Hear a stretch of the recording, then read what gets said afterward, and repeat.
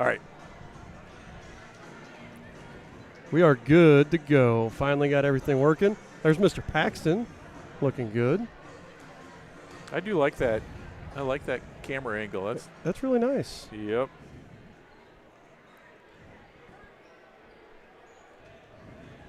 We had some technical difficulties. Our school's Wi-Fi thought that we were not cleared to work, so we're trying to work through some of these last-second difficulties here.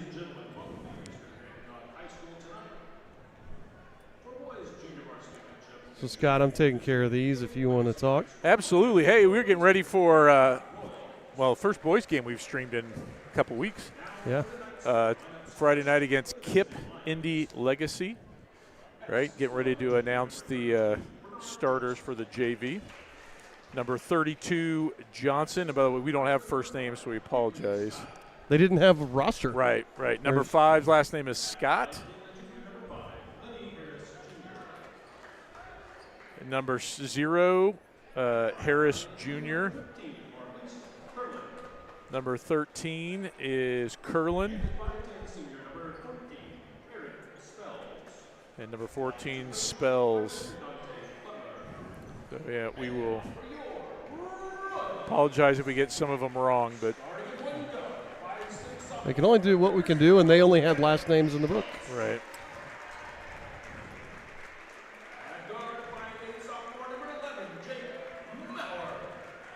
Right now, you guys can see our camera down on the floor, operated by our sideline reporter, Lincoln Schilling. Lincoln's even got a mic. He can talk to us at times. Right now, I think he's got his mic muted because people keep talking to him, so I think he didn't want to hear everybody. I do see we've got a new guy on our JV bench that's not been on there. It's Young Claus, I believe. Young Claus and Ingle King have been dressing. There? Okay, I didn't see them. They have been dressing for a couple of games. Back when we had that flu bug and everybody was sick, and they've been dressing basically since then because we needed the depth there, and their season was over, so it all worked out well. Perfect. I know this was a game that Coach Paxton was looking for. Finally got everybody back. Cash Poindexter's back tonight. So we got everybody back and healthy, and we're kind of looking forward to, playing a smart game here tonight. Absolutely. So Schultz with the tip, and we're here to Maurer on the wing. Oh, good cut. And that was actually a nice up and under. So Z with a quick 2 points. Make sure everybody can hear us. Jim Jackson, our statistician, can you hear us okay? Concentrating, or he can't hear us. Or he can't hear us, one of the two. Got a little carry. The ball right there. It does seem like it's been forever since we've done a boys game. Yes, it does. So Schultz, little token full court pressure here. Can you hear us? Okay. He said not very well. Let me see something here. Keep it going over it. Morris, Schultz down in the corner. Zelinga trying to cut through again. We got Maurer. He's going to drive it. Zelinga on the baseline. About 10-footer. Rattles in. That's 2 assists for Maurer. 4 points for Zelinga. Good start. 3 from Harris is no good. Ball's tracked down by Johnson. And they'll reset up top with Curlin. I did see Curlin is on their varsity roster, so maybe one of those guys splits time a little bit, has some quarters. He gets in, is able to score. There, I think I turned the sound up a little bit for our other guys listening. Hopefully that worked. We'll see. All right. We got Royals on Lions action tonight. All the way to the basket. Yeah, we got to stop him there. Yep. That was too easy from Curlin. Yeah, but I was saying, I think he is on the varsity roster too. So I think he's a split time guy, and you can kind of see it there.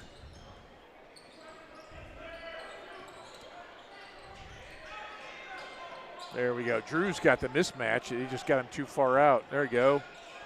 Nice move. Beautiful. Nice drop step there from Drew. And I like confident Drew. Yep, I like that move there.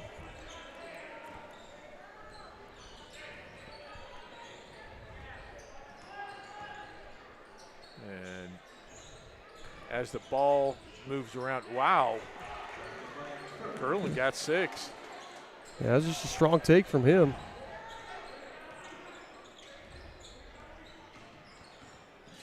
Maurer to Schultz. Schultz has got a lane. I'll just take that on up, Gavin. Yeah, he's got to be a little more comfortable just taking that thing straight in. Well, and he was going to need to use the left hand. I don't know if he's confident in his left hand. May have been the issue. Drew is. Drew can't get it to go. Rebound there by Spells. All knotted up at 6 here. Well, it's Curlin 6, Eastern Hancock 6 here. Yep. 4:05 left in the first. Harris rises up. No, Maurer with the rebound. That's the first rebound I have us getting. Yeah. I don't know if that's 100% accurate or not, but we were scoring, they were getting the rebounds, and same thing on the other end. So Morris to Noah, nice. Yes. Maurer can't get the basket, but does pick up the foul. That was really well run.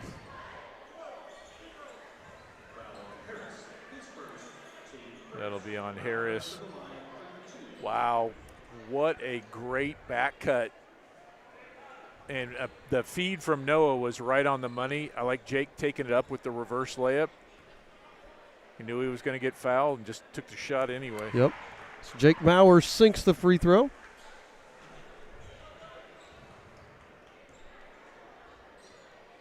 This view from our sideline cam down on the other end of the floor. Nice shot there. So Jake gets both of them. Harris picks up the first foul of the game. Curlin with the 3. Woo! That young man is on fire. He's having a nice quarter. Yeah. You don't see a lot of JV guys that score like this. No. Drew back out to Gavin Schultz. 3 is good. Yes. Schultz with the answer. Yeah, that was nice. Harris going to get fouled. Curlin, of course, missed the one that doesn't count there. Fouls on Jake Maurer.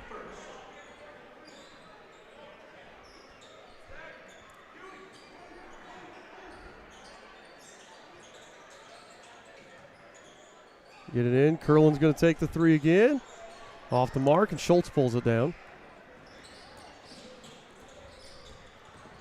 Oh, nice pass again to Noah. He just couldn't finish it. Nope. Probably got a little bit of contact there. Yeah, it looked like it was a little bit far under as well.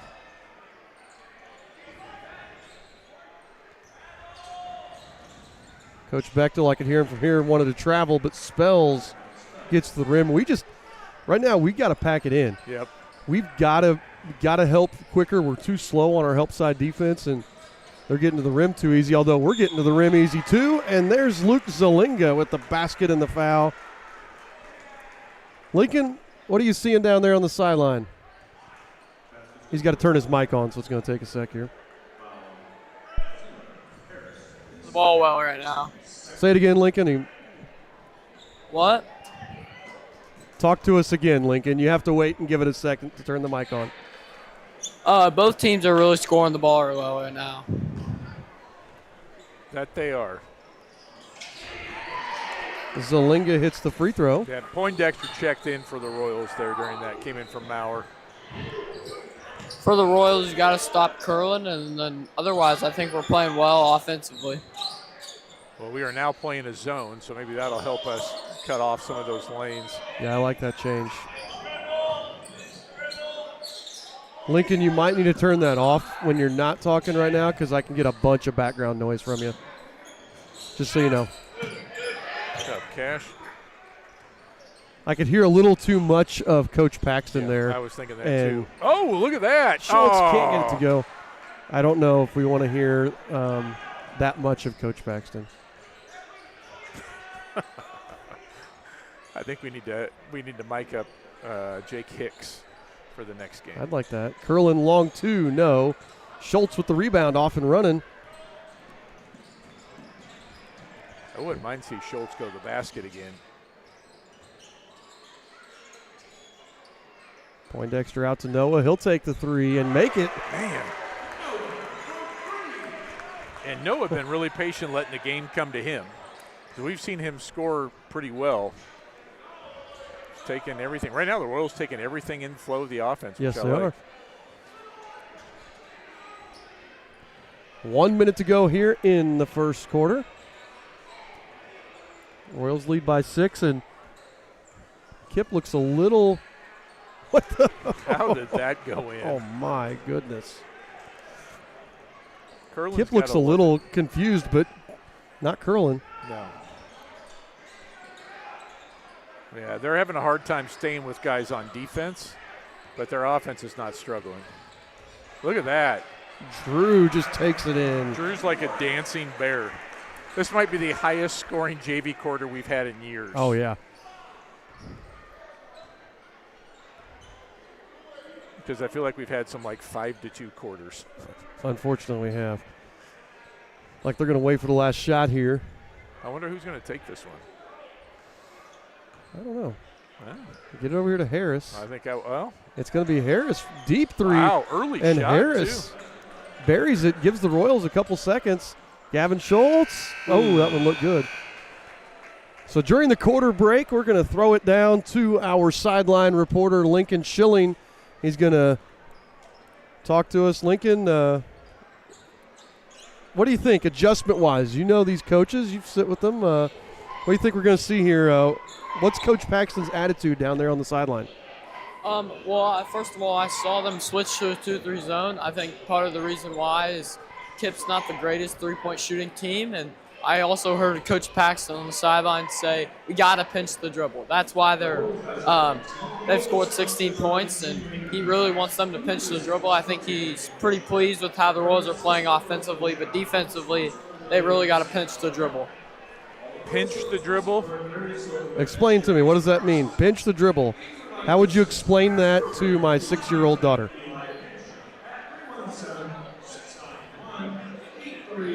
Lincoln, how would you explain that to a first grader?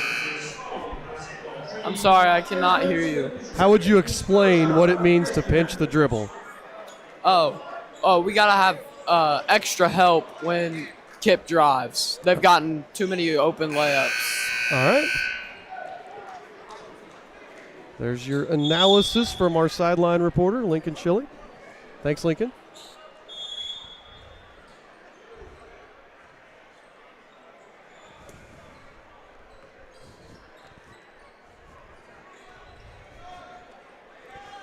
I still keep trying to boost the sound in their headsets, but Jim, has it helped any to boost the sound? A little bit? Okay. I got to figure out a solution next time. It's kind of loud in here. Nice steal by Poindexter out to Noah. It's a little louder in here than it is during JV games normally. Yeah, it is. I mean, you got a packed house night. It's youth night and homecoming. Oh, what a pass. And then Z just had to foul him. Yep. And Scott's going to go to the line as Zelinga picks up his first foul.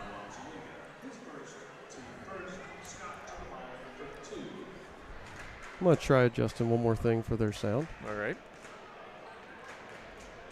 See if did that change anything on the sound, guys? Did that change anything on the sound? Never mind. No, it didn't. It might have made it worse. I think I made it worse when I did that. He hits 1 of 2, but then they get the other offensive rebound there for Johnson. Kicks it out to Curlin. Too strong. Gavin Schultz with the rebound. I got Schultz with 3 rebounds already. Yeah, he's doing a nice job. He may be the shortest guy on the court, but he is cleaning up the boards. Were they going to call? Going to get him for a travel. Yep. Must have shoveled his feet. I didn't see it because there was a defender in the way.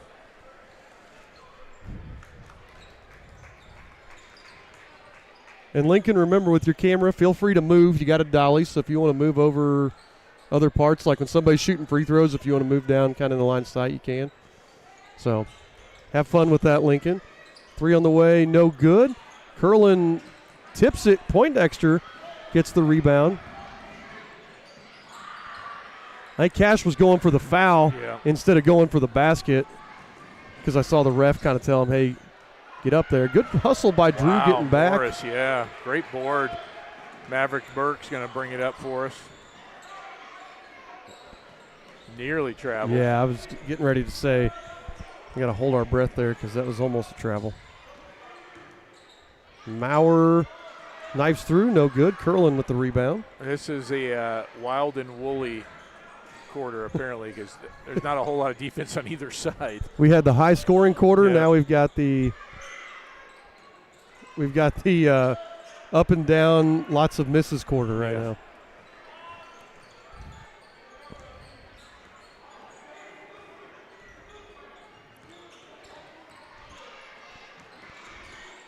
Oh, Cash. I like the idea. That comes from being out for a couple weeks too. Yeah. Those guys are not on the same page right now because they've not been together for a little bit. 4:56 to go.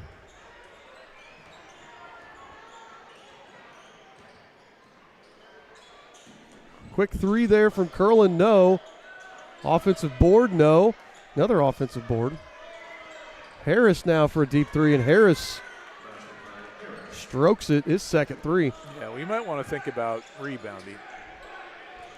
Well, and that's where, he switched to a zone that's helped keep him out of the lane, but then it's hard to rebound out of that zone. True.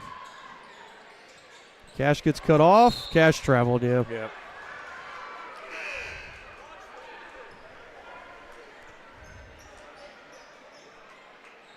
And really, I think if it was all one motion, he might have got away with it. I think because I think it was, you're right. Had it just been a straight move, he probably gets away with that, but another one, and Harris again. His third 3. Coach Paxton's going to take the timeout. Yeah, it's going to be a full. Lincoln, leave that camera there on Coach Paxton for us. We're going to throw it down to Lincoln on the sideline.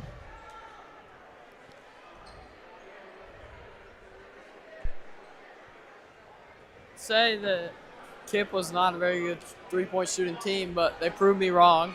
They've hit about 4 in this second quarter, and the Royals aren't stepping up. So I think that's what Paxton's explaining right now. And I think our shot selection has gone way down. In the first quarter, we were getting really good shots. Now I feel like we're not really getting the best shots, and I think that's what he's saying to his team right now. Also, thing to point out, the Eastern Hancock crowd is rocking tonight, almost packed. Yeah, I mean, that's a great crowd for the second quarter of a JV game. If my wife, well, she's not listening right now because she's judging cheerleading, but if she was listening, she'd be really happy as the treasurer to get to count all the money from from the crowd. I'm going to make one more quick adjustment here with their headsets to try to help them listen. I'll be right back. So it's also royal blue and white night, so they're repping their blue and white. Morris grabs the basket. That's extra loud. Yeah, I know. I'm trying to see if that helped them. Did that help you guys at all? No? Okay. Then I'm going back if it didn't help.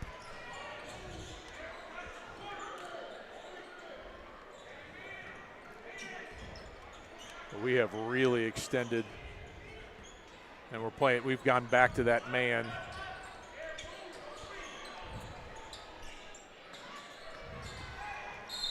Yep.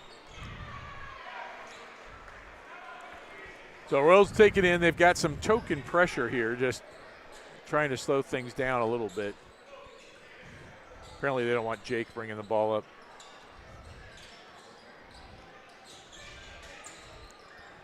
Brennan does a nice job there, though, bringing it up.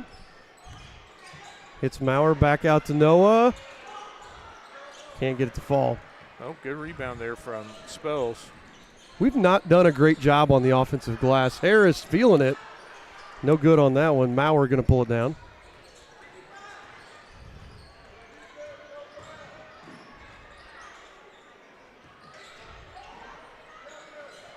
Out to Burke. He's off the mark. Yeah, and after a high-flying first quarter, it is 7-2 KIPP right now. They just grabbed a timeout. So Landon Frakes getting set to check in from the Royals when we go live again.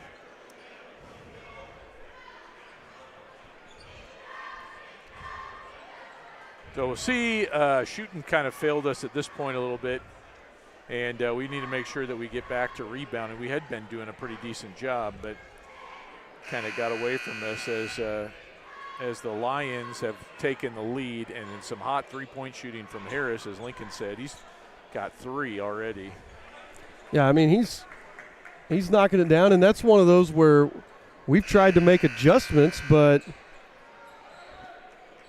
again, we made those adjustments, said, okay, you got to beat us with the 3, and then they've knocked down their 3s. Right. So that's tough right there. So 23-21, 2:44 to go here in the second quarter.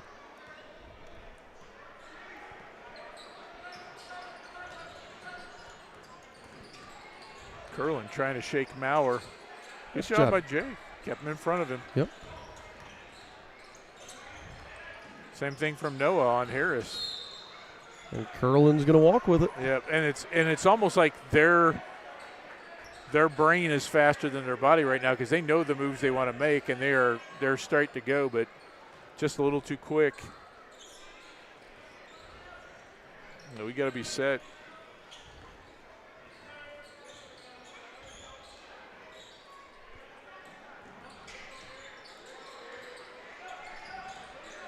Oh, there's that back cut again. Yep. Noah. Yep, good pass from Frakes. Ties us back up.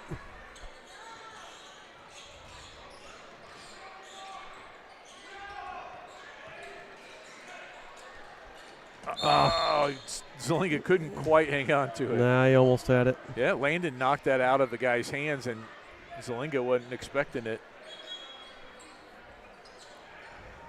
Shelley's pushing on Johnson. You can see from our sideline camera there.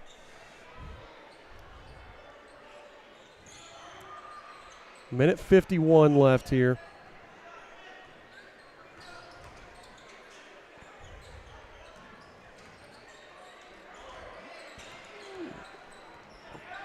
Noah nearly got it. That was good anticipation. Harris, I feel like he wants that 3 again. Yep.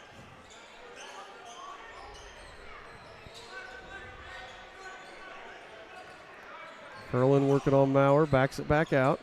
He's got Johnson inside. They're not even looking to get him, although they get Harris on the cut.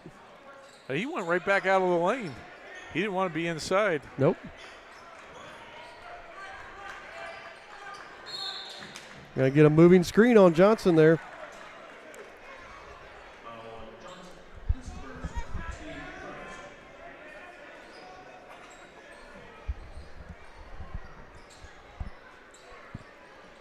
All knotted up. 1:08 to go.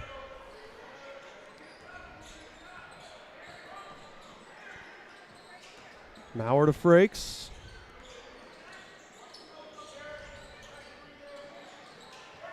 Frakes on the cut on the pass from Noah. Landon Frakes, that was a tough one because he wasn't in a great position when he caught it and couldn't really get himself set, so he got it on the run. Tough angle, and that was better defended too than they'd been doing earlier. What they need is some scoring from somebody else. Yeah, they've got 2 points from somebody, well, 3 because Scott hit a free throw, but they need some points from somebody else if they want to keep up with what we're doing offensively right now. Yeah, well, we saw this at the end of the first quarter, and Harris hit that 3 with about 6 seconds to go. We'll see what they do this time. Try it again. Good switch there by the Royals. Harris step back 3, in and out. Breaks with the rebound, and the Royals will take a 25-23 lead into the halftime break. Good shot there, the team walking out.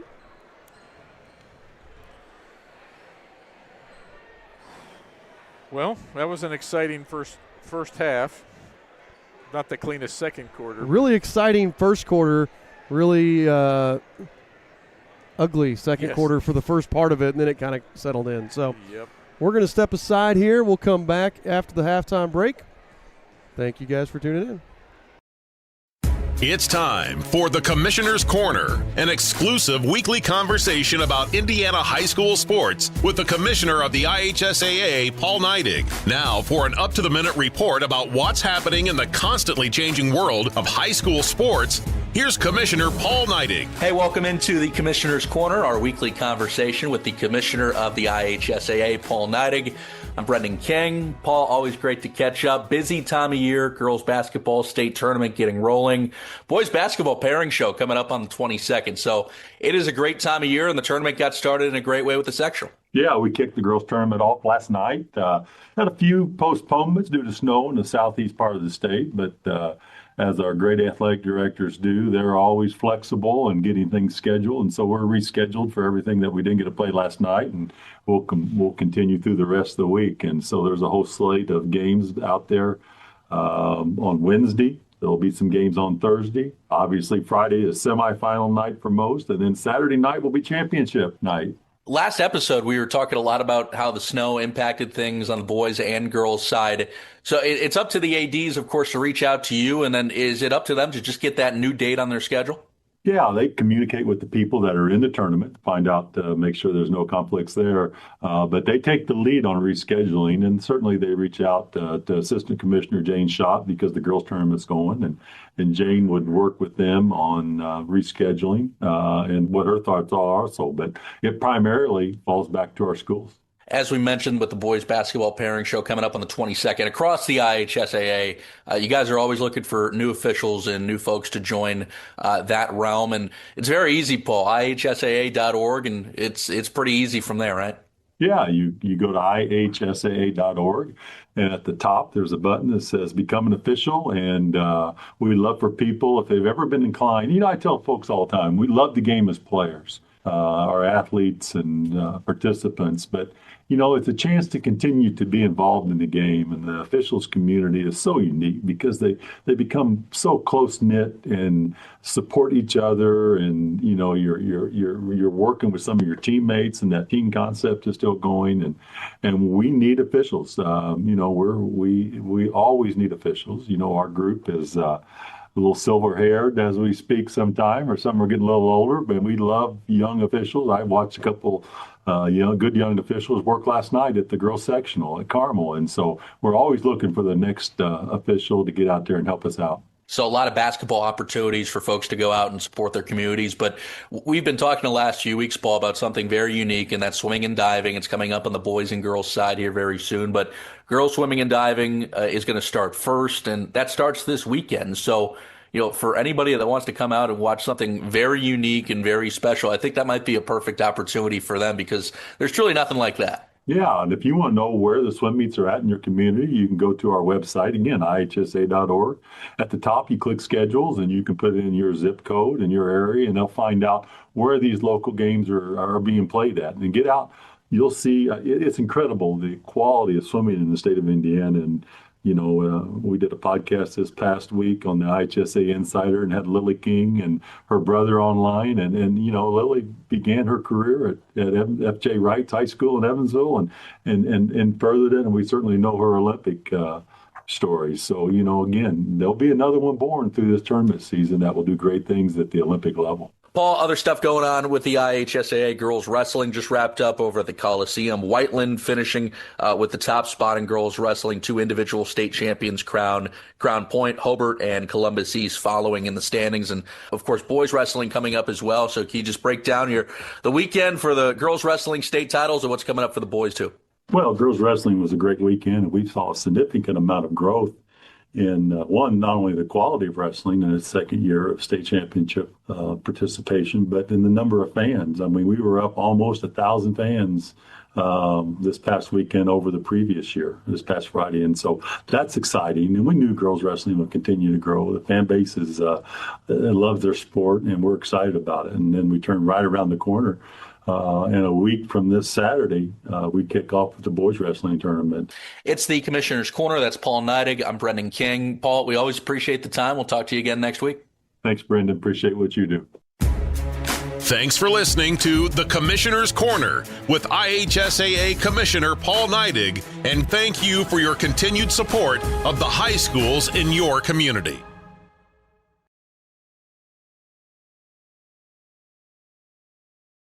We all need to eat more vegetables, but we run into the same problems every time we go to eat them. Carrots and peas just have no flavor.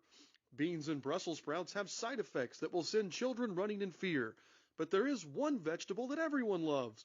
It's corn. And when it comes to corn, there's only one name to trust: Paxton Farms. Paxton Farms sweet corn has been your go-to source of corn in Hancock County for years. So head on down and grab some. And when you think of corn, think Paxton Farms. With 9-Star Connect high-speed fiber internet, there's no choosing between speed and reliability. You get both. Lightning-fast internet with no data caps and equal upload and download speeds means everyone gets what they need when they need it. Stream, game, work, and connect all at the same time without missing a beat. All backed by our 24/7, 365 expert support team, because your connection should be the last thing you worry about. Switch today. Visit 9starconnect.com. As more club and travel sports pop up every year, they often muddy the waters on what the purpose of sports should be for student athletes at this age. But high school sports are different. It's not about becoming the best athletes, it's about becoming the best people. It's not about scholarships, it's about coaches mentoring you, camaraderie with your teammates, and the connection you build with your school community. It's not about year-round training. It's about developing resilience, responsibility, and a strong work ethic for life. It's not about what am I going to get out of this, it's about playing for something bigger than yourself, for your team, your school, and your entire community. High school sports help us grow in ways that will serve us for the rest of our lives, not just in the game. I'm IHSAA Commissioner Paul Neidig. Support what makes education-based athletics different by buying a ticket to your high school's athletic events. This is developing students as people. This is fulfilling a greater purpose. This is your IHSAA. Looking to give your car that sparkling clean shine it deserves? Look no further than Dave's Express Care Car Wash. Conveniently located at 1749 West Main Street in Greenfield, Dave's Express is your family-owned and operated car wash destination. Choose from our wide range of wash packages. And while your car gets pampered, you can indulge your taste buds at Dave's Express Grill. Have a bite of the world-famous Super Tenderloin Sandwich. Dave's Express Care Car Wash, where exceptional service meets unbeatable value. Experience the difference today. My days of playing basketball for North Posey High School are still some of my favorite memories. Years later, I can still remember the feeling of wearing my Vikings jersey proudly and representing my community. I'm IHSAA Commissioner Paul Neidig, and these student athletes know how that feels. It's an honor to represent my school and wear their name, to have the entire community rooting for my success, to contribute to my school's legacy and all the student athletes who came before me. I'm Josie Campbell, and I'm a proud Brownsburg Bulldog. Playing high school sports gives me a sense of ownership in my school. I get the chance to have a positive impact on my school's reputation, to help carry out our traditions, and to be the best person and player I can be. I'm Jet Wolfley, and I'm a proud Terre Haute North Patriot. Demonstrate your pride by buying a ticket to your high school's athletic events. This is promoting school spirit. This is making your community proud. All right, we are back.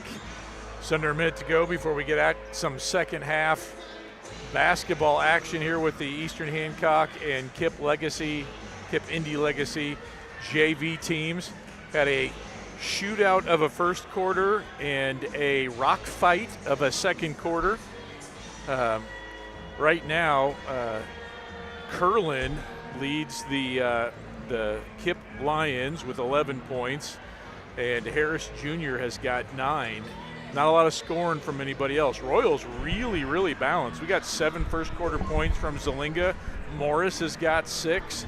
So, and we got several other guys that are somewhere between 2 and 5, really balancing out. A lot of good back cuts, and I've got 7 assists So doing a really nice job finding our teammates, converting those.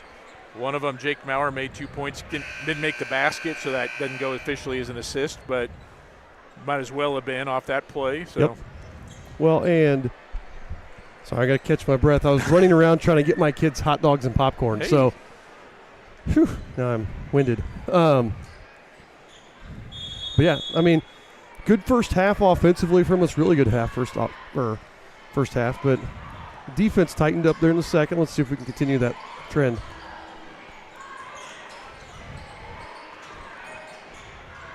Inside to Drew.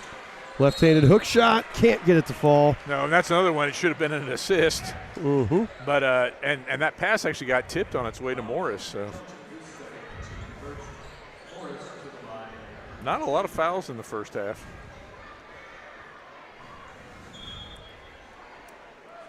So Drew will get a couple here. That was Johnson with his second foul.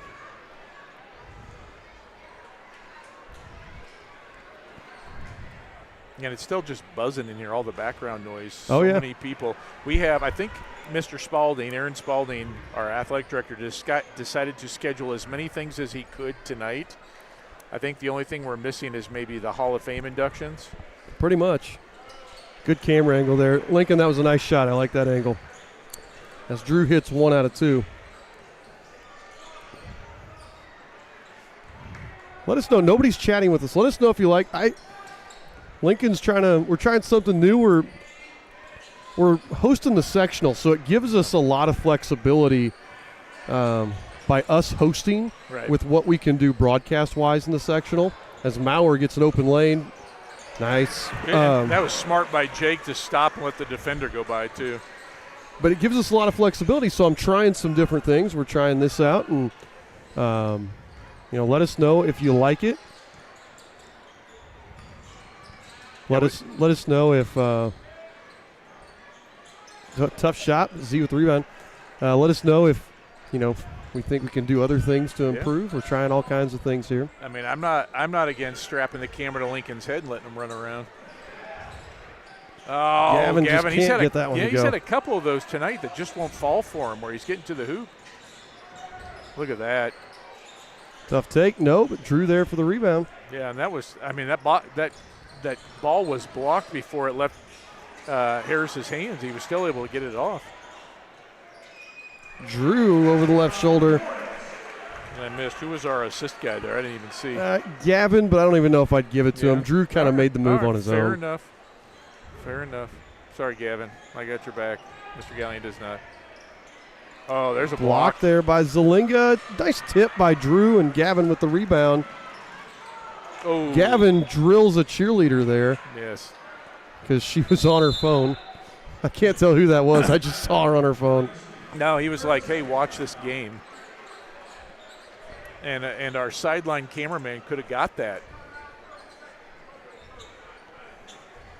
So, Lincoln, how do you like the start of this quarter here?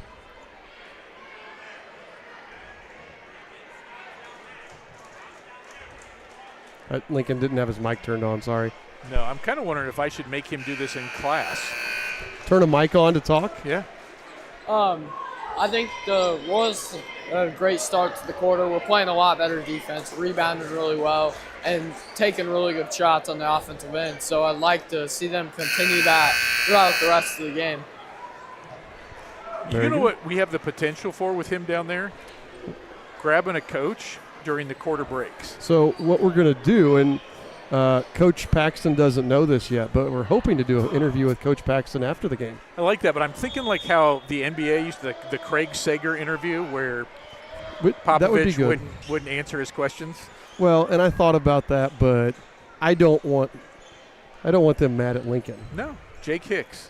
It's just all Jake Hicks. Harris up and over the top. Yeah, no good. Cooled off after that hot start he had. Yeah, I think we should grab Hicks after the third quarter and ask him some questions. I'm okay with that.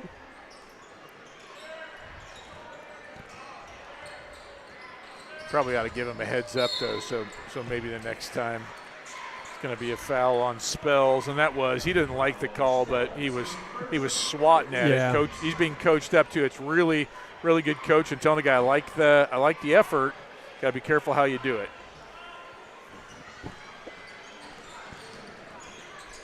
So Royals with a 7-point lead, 4 minutes, 40 seconds to go.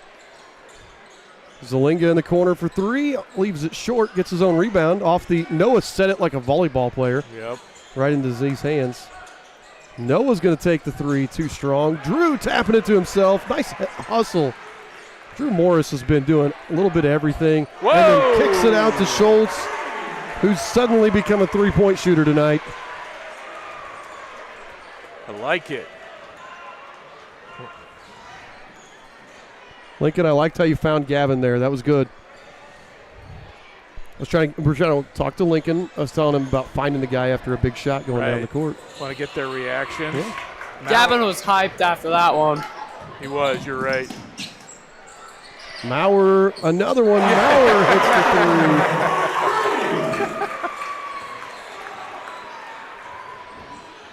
three. Maurer's hyped up now, and it has been all Royals. Looking like the Splash Bros right now. Yeah, the Pride have not scored this quarter. Schultz running the floor, finds Noah in the corner for three. Noah. Oh, that would have brought the house down. Can't make it a trifecta here. Schultz right in Map's pocket, or Spell's pocket, sorry. And they're going to get Maurer with the foul there. Come on, Jake. Still no one has chatted with us, so I'm wondering if we're online. Let me try to chat with us. Don't make me block you. Yeah, well, I can chat with us. Yeah, we'd love to hear from you. Maybe it's just because everybody's here. I mean, again, it could be. This is as good of a crowd as we've had in. Hey, it's the best crowd we've had all year. Yeah. But it's one of the better crowds we've had in a while. I'll tell you, the only thing we're missing is the band. Oh, yeah. And I don't know if there would be room for the band tonight. Are they coming tonight? I don't know. They usually come here in the fourth quarter of the JV game. Yeah, I don't know. I mean, I don't blame them, but it's if we had the band going, it would feel like a stereotype of the high school basketball experience. Curlin scores for the first time since first quarter and stops the run. 36-25, 11-point lead here for the Royals. Steal there by Harris. Yeah, we can't get careless. That was a good play by that young man. I think if they score another one here, if they force another turnover, you're going to see a Joe Paxton timeout. This is where we need to have him mic'd up, by the way, correcting those mistakes.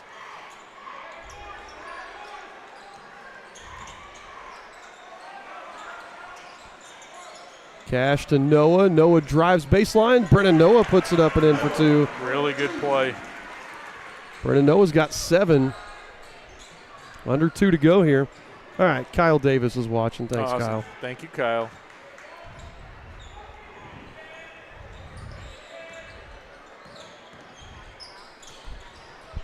So, again here, Harris, step back from the volleyball line off the side. Gavin Schultz, another rebound. He's working on a career high tonight. Yeah, I got him with 5. Schultz splits the defenders, finds Poindexter in the corner. Cash can't get it to go, but Drew's there for the putback. If Drew would have put any more touch on that, it would not have gone in. Nope. Drew in double figures with 11. Curlin finds Waits, and he's going to be fouled. Zalinga didn't like it. Let's see on the replay if Z's got a... I think that's fair. Here, watch. We got a good replay angle here. And again, it's that arm coming down, I think. He got him, almost got him like on the arm with his elbow as much as anything. Yep. So Waits at the line, his first opportunity to score tonight.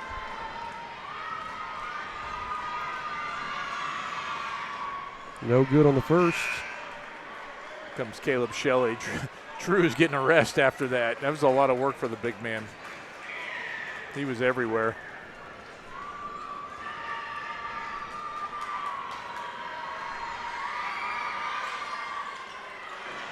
No on the next one.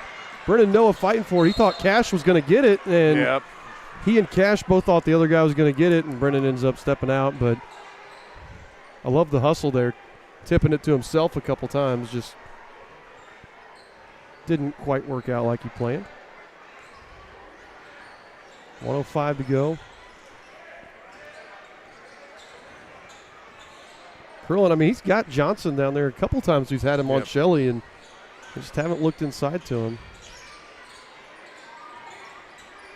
Johnson walked with it. Yep. Yeah, he actually traveled it. He saw the defense there and tried to pull up and couldn't stop himself quick enough.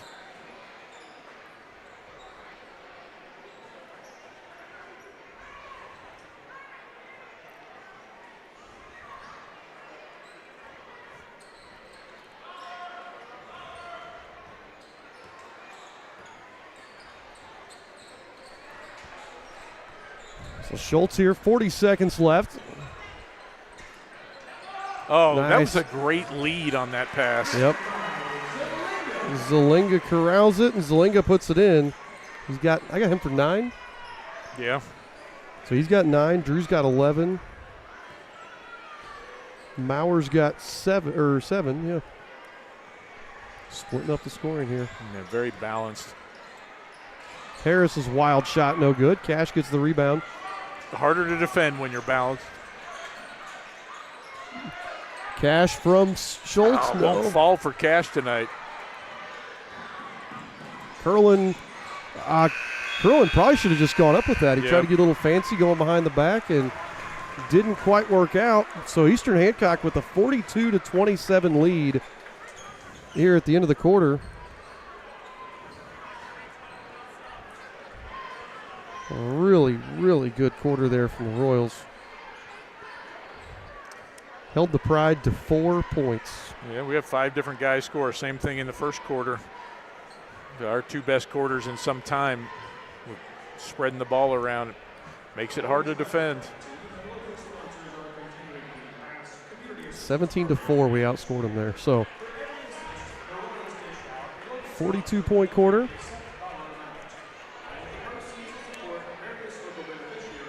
Coach Schultz. I wish Coach Schultz was here. Yes. That glance at Coach Hicks reminds me, I think of Coach Schultz down there being quiet on the sideline, never getting riled up, never getting too emotional. But Jake Hicks makes me think of Coach Schultz. He does remind me of Coach Schultz from time to time.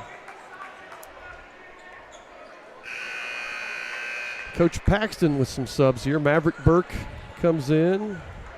Actually, that was the only sub. Maverick came in. Shelley and Poindexter were already in. We want to thank our cameraman tonight. Jake Jordan's running the camera for the JV game. I think he's doing a nice job. I'm not watching. So you guys are. So Jake's doing an excellent job. As you said, Lincoln down on the sideline. He's our sideline reporter. Lincoln's out in the hall. Look at this. Look at the hallway. Yeah, we're getting set for youth night. There's a gazillion kids here that are in the basketball and cheerleading programs. Deflection there. Maurer with the rebound.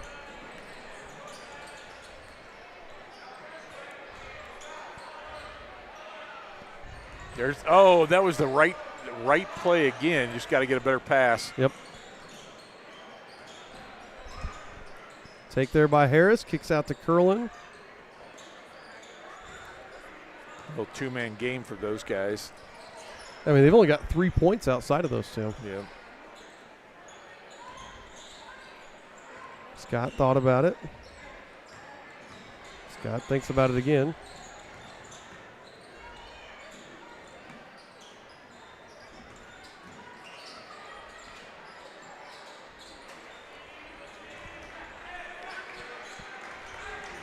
Yeah, they're being patient, looking for a good shot. Good defensive series here by the Royals.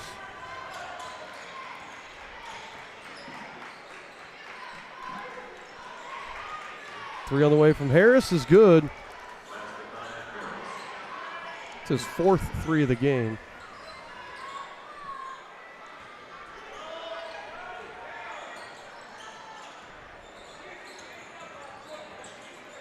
Cash being harassed. And Curlin is not letting Cash have anything. No. They're going to call a arm check here. Or, yeah. Johnson picks up his third foul. He's about the only one that's getting rung up here.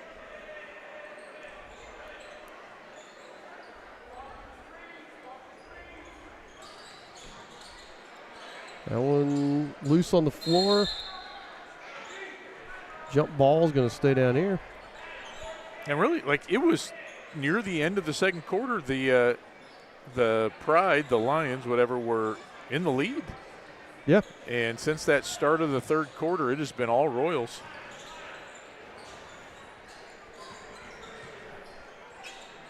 Maverick Burke cut off, finds Zalinga going to the basket, just can't get it, but gets his own board, puts it up, and gets it to fall. I think Zalinga got away with the travel there, and that might have been what threw a shot off. I think he got away with I think he traveled, and then they fouled him, and they didn't call either one of them because they were like, yeah, we'll just let him offset. Maurer with the rebound off the Harris miss. I've got 4 guys on our team with 5 rebounds. That's awesome. Yep. Oh. Maurer tries to wrap it around. It wasn't there, but does pick up the foul on Harris. Yep, here comes Morris. I don't remember us ever back cutting as much as we are doing tonight, and we've been really good on identifying those guys. Passes haven't always made it through. Some of that's the defense, but well, you mentioned it just a second ago. This defense has been really aggressive. Yep. Drew has it taken away. Drew takes it right back.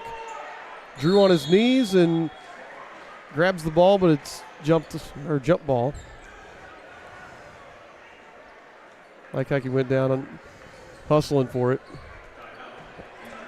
30-second timeout from Coach Paxton. Lincoln,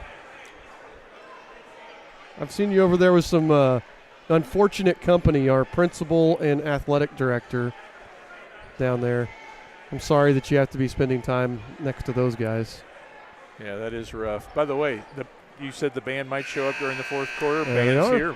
This Band is is here. Great night. Great night of basketball. Great night to be a Royal right now. Hey. Yep, you can see them showing up, kind of displacing some of the fans. And it's, Mr. Alex Carter's got that band. They are small, but they are mighty. I've been really happy with our band this year. Me too. Mr. Carter's done a fantastic job.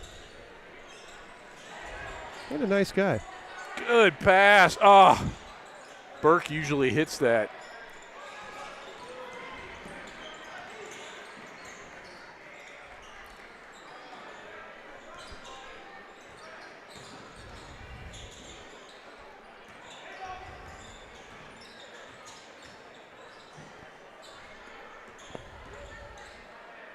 Good nice defense. block by Drew.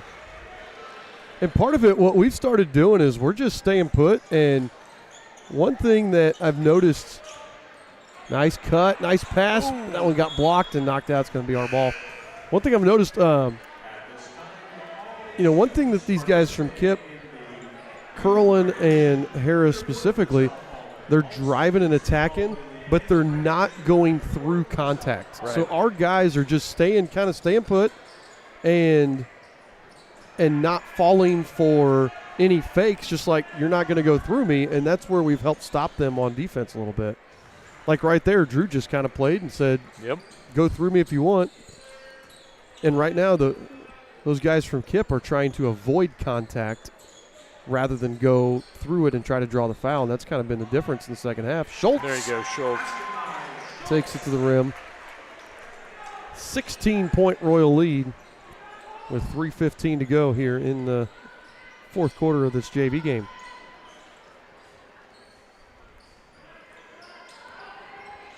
Screen, Curlin passes right to Noah. He and Johnson on different pages there. Oh, Noah, if he'd had his head up, would have had Schultz cut into the basket. Oh, Drew with the step-through move. Drew Morris with the beautiful move.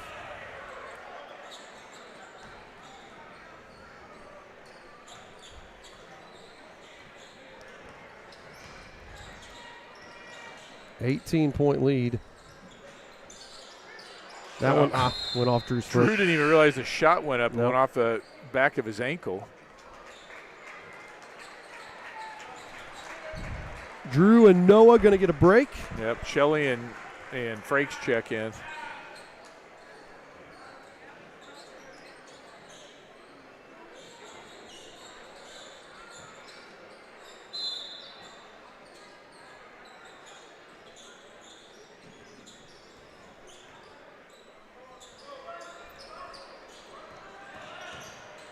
Curlin pulls up 14. No. Schultz with another rebound. I can't wait to see these official numbers after the game. Yep. Oh, Frakes with a beautiful cut. Schultz lays it up and in. Schultz in double figures with 10. He's normally quick, but he's looking extra speedy tonight. Ate his Wheaties this morning for breakfast. That's what it's got to be. Curlin jump step. Basket in the foul. Man, that's going to be a foul on Schultz. I want to show this move from Drew last time here. Watch this move. Drew drives in, spins, steps through, lays it up and in. Yeah, he paused, and the defense each thought the other guy was going to take him.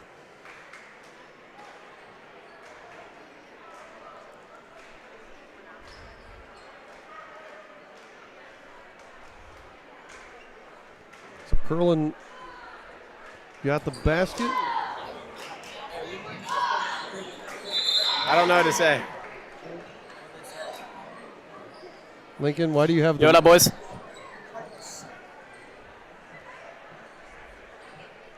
Well, we can't hear him, Lincoln. No. So Cash bringing the ball up here. Gets it to Gavin Schultz. Maverick Burke drives to the left hand, puts up the strong shot. There you Let's go, take- Burke. Maverick Burke gets in on the scoring. Yep. Two guys still trying to get buckets for Shelley and Poindexter. See if they can't get in the scorebook tonight. Take by Harris, no. Frakes there with the board. Frakes going to take it all the way up. Oh, got to take it with the left there, Lando.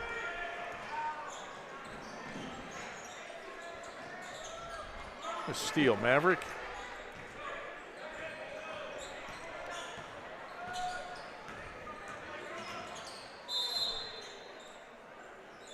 Coach Paxton.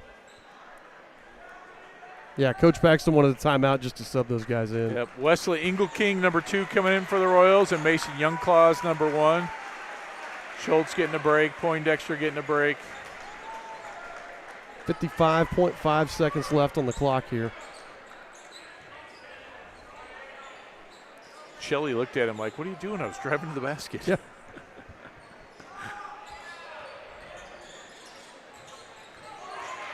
Woo! Mason Youngclaws right to the basket. That was a quick move.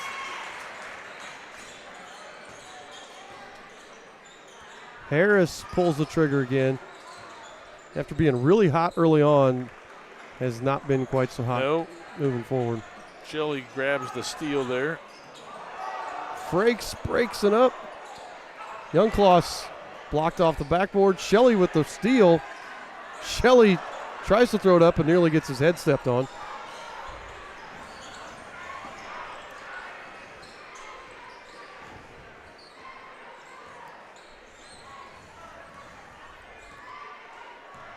There, he's going to run out the clock here. And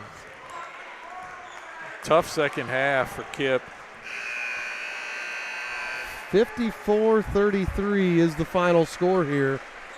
Eastern Hancock defeats the KIPP Legacy Pride here in the JV game.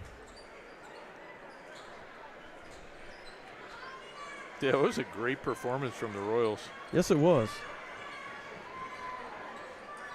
Had that one bad quarter. And really not even a bad quarter, No. just a meh quarter, but it wasn't even a bad one.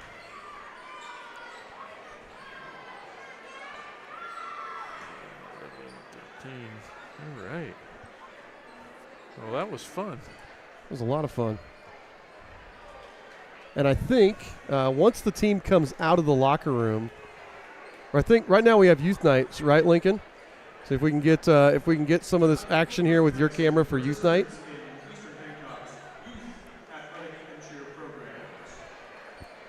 Starting first with our cheer teams, K through 3rd White Squad, coached by Emily Sheets and Kara Petrie. Beta Meckel, River McNear, Savannah Cook, Zoe Love, Olivia Myers, Caitlin Hawley, Adrielle Van Cleve, Emery Meckel, Elena Williams, Mia King, Abigail Woods, Audrey Miller, Oakland Engrick, Paisley Maynard, Evelyn Hardy, Hattie Sheets, Peyton Drew, Persephone Thorne, and Athena Adams, your K through 3rd White Cheer Squad. Now K through 3rd Blue Squad, coached by Stacy Oliver, Allison Scott, and Jenna White. Paisley Routier, Olivia Lynn, Lindley Caudell, Charlotte Vant, Charlie Lau, Gwen White, Kerrigan Sisk, Lorraine Heath, Kennedy Oliver, Lena Woodsmall, Leah Fish, Braylon Martin, Carter McPherson, Audrey Parper, Marley Keith, Araya Scaff, Rebecca Fish, Daylin Trubenbach, and Lily Harwood. Your K through 3rd Blue Squad. And finally for cheer, 3rd through 5th, coached by Jennifer Clift, Heather Harmon, Taylor Norman, and Jenna White. Evelyn Clift, Scarlett Roberts, Hazel Wilhoit, Presley Wilson, Melanie Eagles, April Vickers, Zoe White, Catherine Wagner, Kinley Michael, Sage Keith, Rebecca Smith, Erica Carter, Kinley Spiegel, Adeline Haynes, and Lexi O'Meara, your 3rd through 5th cheer squad.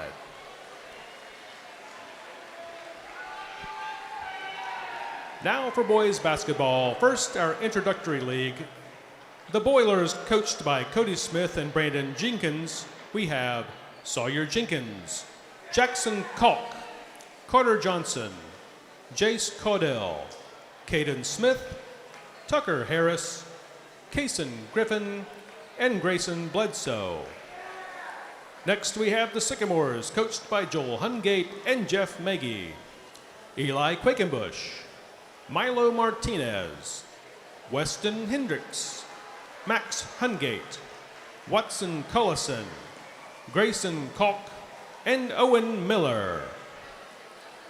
Next up, we have the Bulldogs, coached by Caleb Kennedy and Lindsey Cox, Asher Kennedy, Forrest Cox, Griffin Wynn, Nash Kinder, Hank Adams, Everett Hardy, and Luke Grass.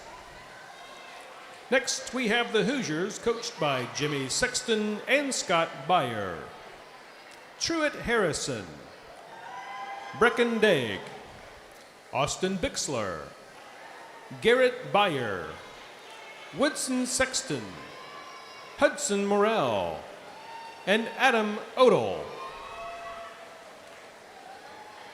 Next, we have the Cardinals, coached by Evan Roberts and Bethany Beaver, Matthew Beaver, Preston Dennison, Jackson Jones, Brody Moore, Levi Roberts, Gatlin Wilson, and Owen Judy.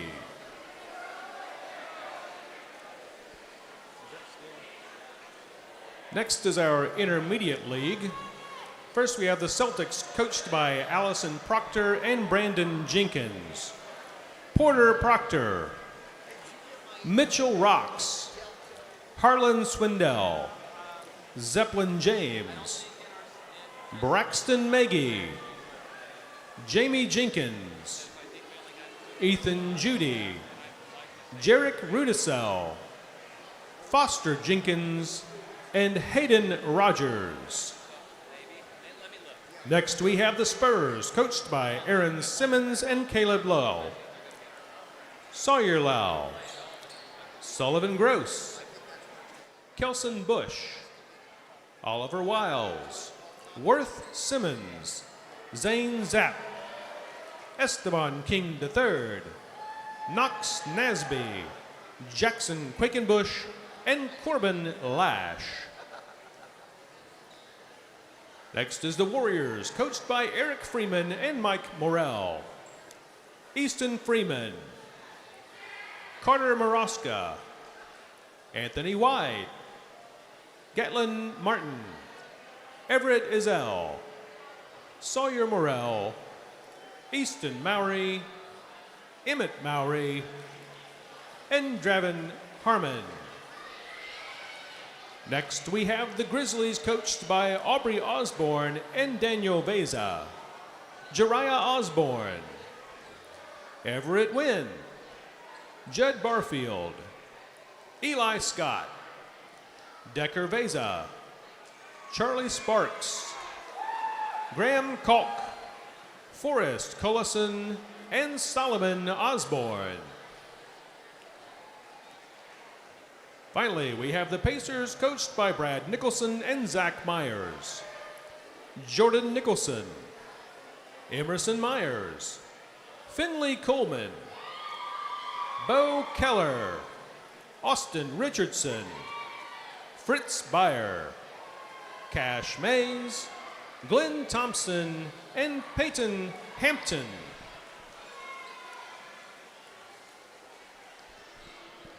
Next up is our competitive league. First, the team of Duke, coached by Evan Roberts and Brad Nicholson. Parker Nicholson, Reed Nicholson, Corbin Reed, Indy Brant Fisher, Brantley Roberts, Dean Thompson, Dax Ferris, Waylon Smith, Silas Fish, and Zach Fish. Next we have Kansas, coached by Justin Hards and Alex Woodsmall. Ezra Hards, Zion Woodsmall, Porter Harrison, Cyrus Quick, Nash Bixler, Ethan Meyer, Chase Magee, Zayden Close, Gunnar Harrison, and William Scaff. Next up, North Carolina, coached by Nathan Burke and Brian Mays. Moxley Burke, Logan Mays, Brentley McCormick, Gus Friedenberg, Cooper Youngclaws, Mason Jenkins, Kipton St. John, Julian Miller, and Levi Zaff. And finally, Kentucky, coached by Mike Morrell and Asa Long. Noah Morrell, Bo Barfield, Coat Worley, Braxton Richardson, Flex Thorne, Everest Loring, Mikey Mills, Eli Henry Williams, Carson Routier, and Camerson Richardson.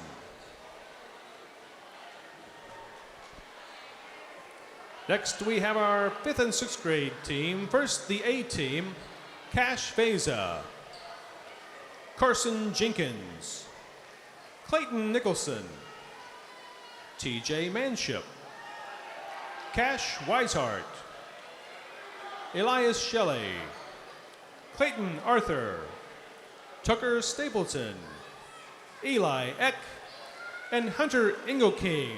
The A team is coached by Daniel Veza, Brandon Jenkins, and Adam Engelking. Next, we have our 5th and 6th grade B team, Jackson Morrell, Reed Harmon, Joby Jordan, Brantley Noah, Jackson Caudill, Carver Hinton, Nathan Holliday, Everett Cullison, Hunter Worley, and Tucker Eccles. The B team is coached by John Jordan and David Noah. The cheerleaders aren't here. Next up, our 7th grade. Davis Moore, Cooper Bechtel, CJ Ellis, Aiden Mann, Tucker Middleton, Gavin Cox, Carson Brody, Braxton Keller, Drew Wallen, Ben Wilhoit, Zayden Shaw, and Maverick Turner. The 7th grade is coached by Tyler Blattner.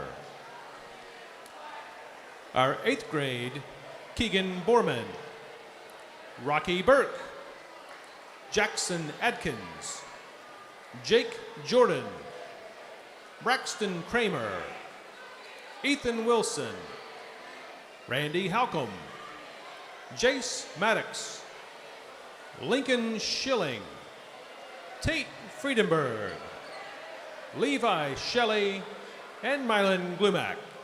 The 8th grade is coached by Jake Hicks.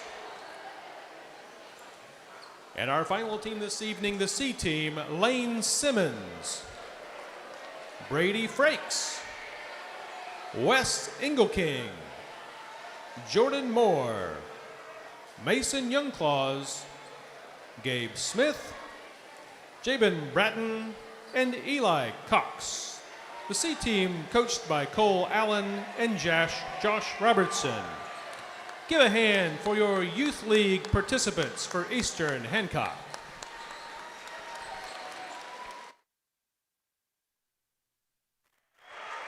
All right, Scott. We got Coach Paxton's going to the locker room to talk with his team,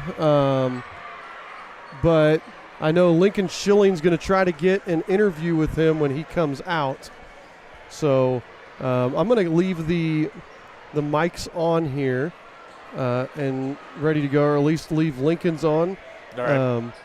And then we can hear, and we'll leave that on while he goes and looks for that interview as soon as Coach Paxton's done talking to his team.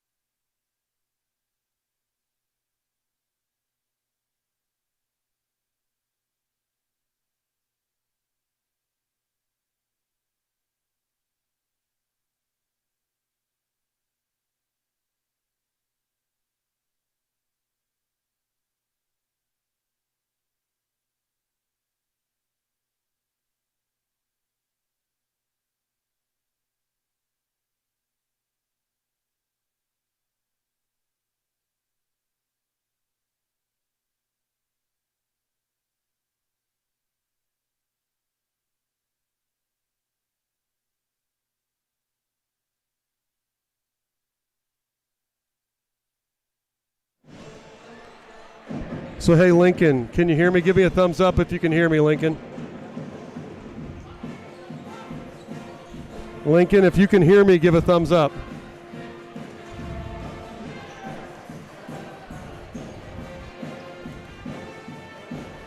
Lincoln, if you can hear me, give me a thumbs up.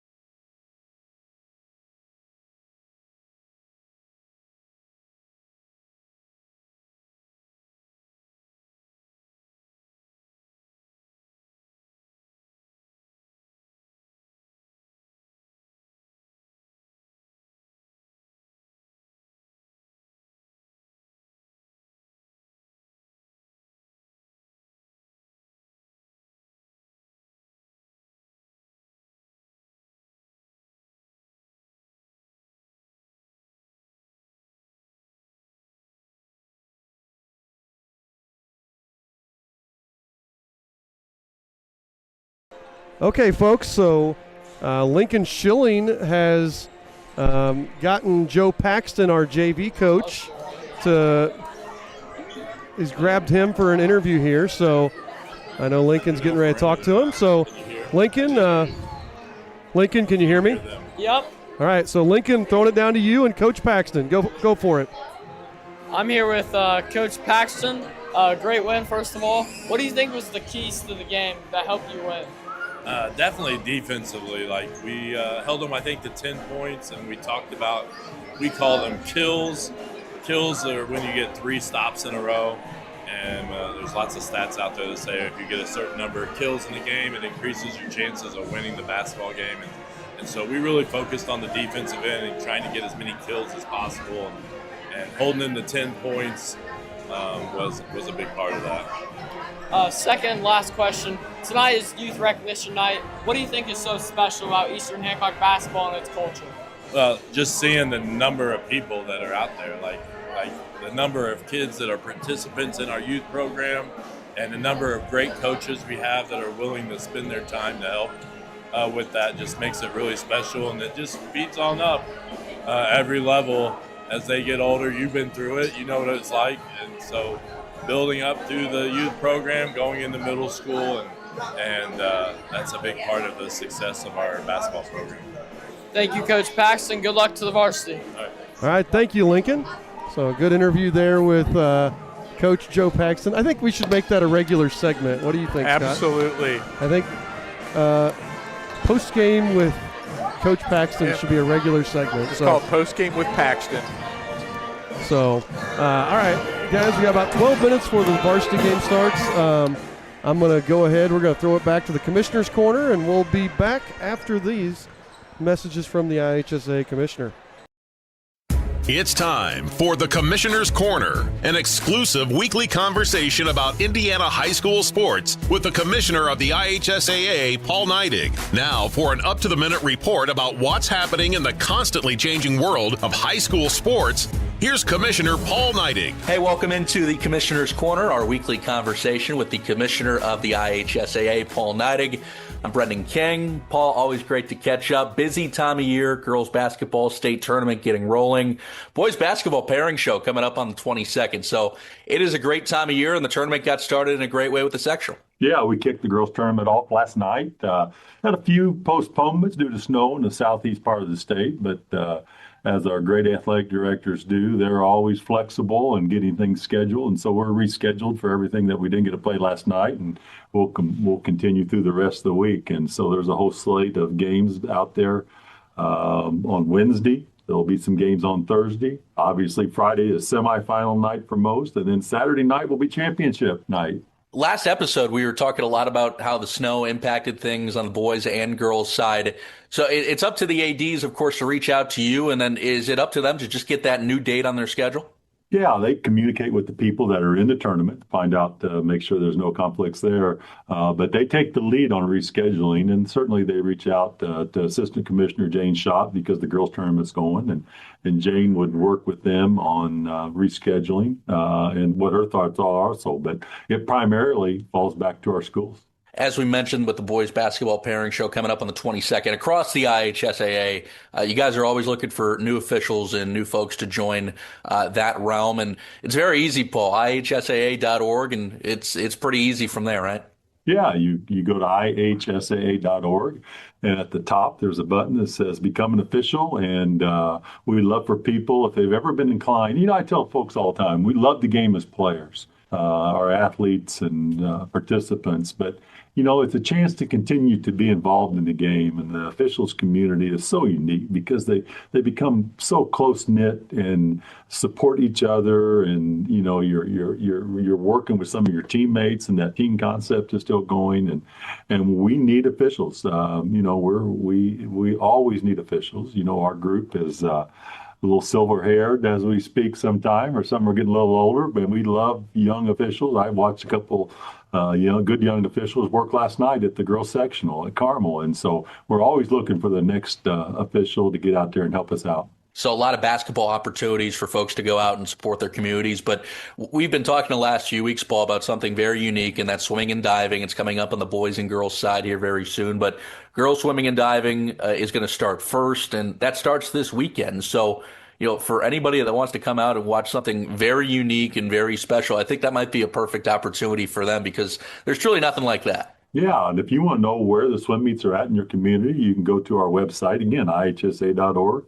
At the top, you click schedules, and you can put in your zip code and your area, and they'll find out where these local games are being played at. And get out, you'll see, it's incredible, the quality of swimming in the state of Indiana. And we did a podcast this past week on the IHSA Insider and had Lily King and her brother online. And Lily began her career at F.J. Wright's High School in Evansville and furthered it. And we certainly know her Olympic story. So, again, there'll be another one born through this tournament season that will do great things at the Olympic level. Paul, other stuff going on with the IHSAA girls wrestling just wrapped up over at the Coliseum. Whiteland finishing with the top spot in girls wrestling, 2 individual state champions crowned. Crown Point, Hobart, and Columbus East following in the standings. And, of course, boys wrestling coming up as well. So can you just break down the weekend for the girls wrestling state titles and what's coming up for the boys, too? Well, girls wrestling was a great weekend, and we saw a significant amount of growth in not only the quality of wrestling in its second year of state championship participation, but in the number of fans. I mean, we were up almost 1,000 fans this past weekend over the previous year, this past Friday. And so that's exciting. And we knew girls wrestling would continue to grow. The fan base loves their sport, and we're excited about it. And then we turn right around the corner. In a week from this Saturday, we kick off with the boys wrestling tournament. It's the Commissioner's Corner. That's Paul Neidig. I'm Brendan King. Paul, we always appreciate the time. We'll talk to you again next week. Thanks, Brendan. Appreciate what you do. Thanks for listening to The Commissioner's Corner with IHSAA Commissioner Paul Neidig, and thank you for your continued support of the high schools in your community.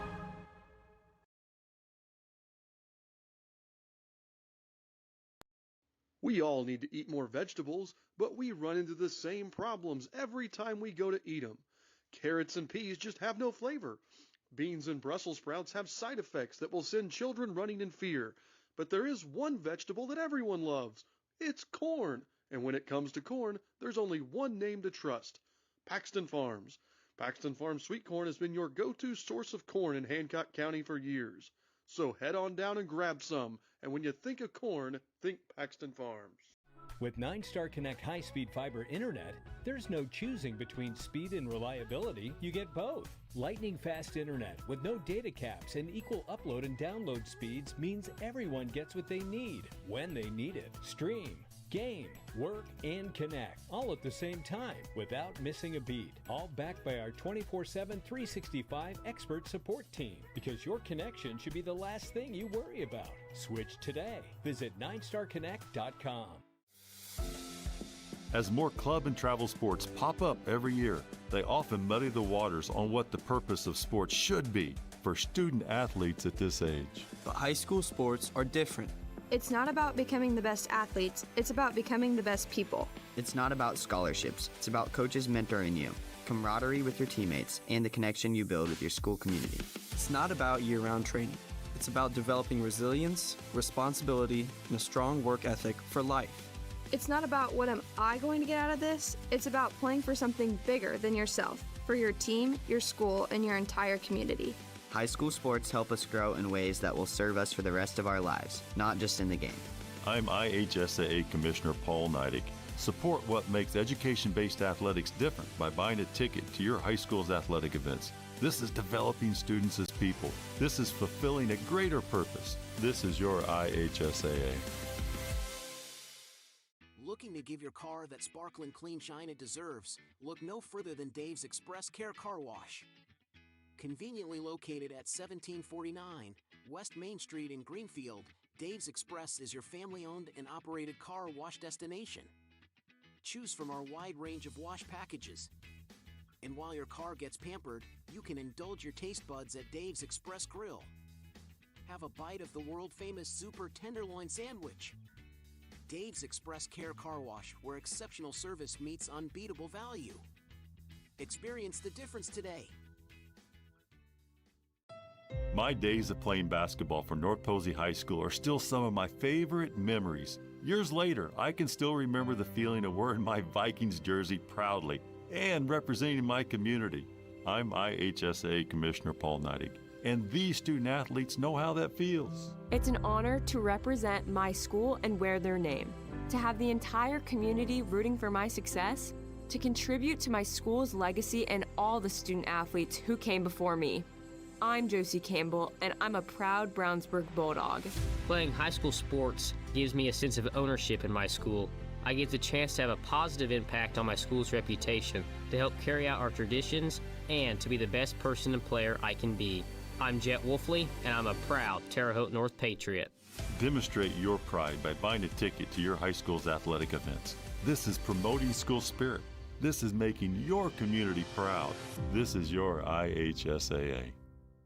As a 9-Star Connect electric customer, you're already connected to something powerful. Now, get connected to something even more powerful. High-speed fiber internet in your home. Experience the 9-Star difference. And expert technical support available 24/7, 365 days a year. From powering your home to powering your internet, experience our trusted service in a new way. Make the switch to 9-Star Connect fiber internet today. Visit 9starconnect.com.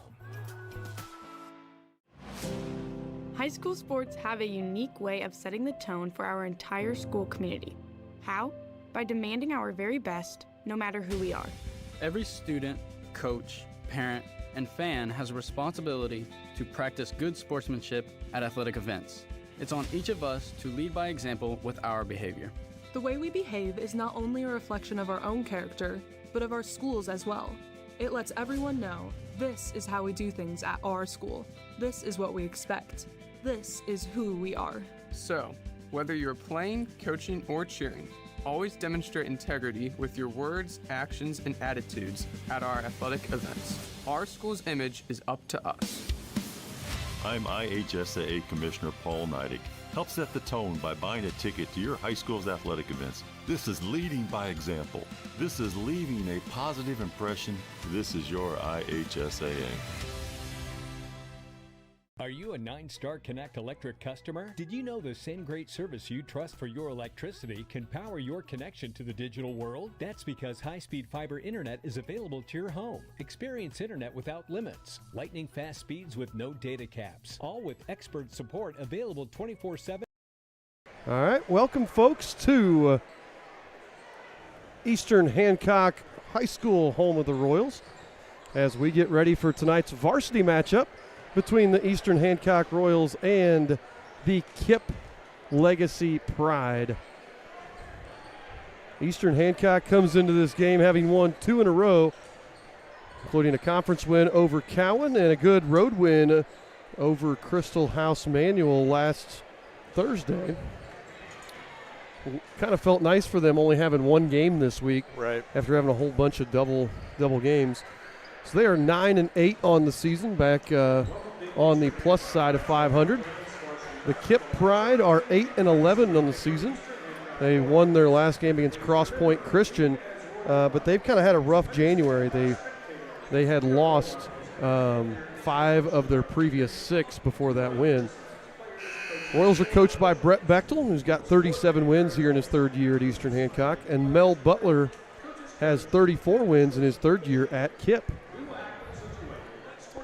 These two teams are in the same sectional, which will be hosted here at Eastern Hancock. You can see it on your screen. It is a really, really balanced sectional. You see that rating, that overall rating there, the column to the right of their team name, is kind of their computer ranking. And roughly it gives you an idea of if the two teams played, that would be kind of the spread. But what you notice there is everybody's kind of capable of beating everybody else. Basically everybody within 20 of each other. Irvington's down a little bit lower, but it's a really, really tough sectional here. We're going to have the national anthem here, and then we'll be back after the national anthem here.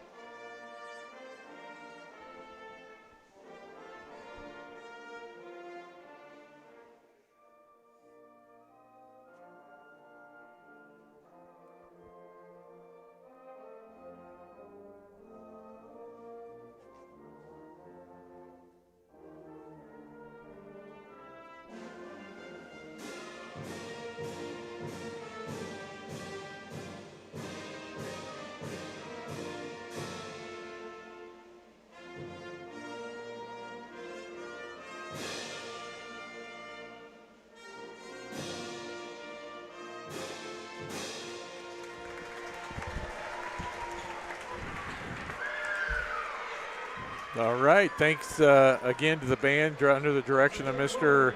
Alex Carter. Fantastic job.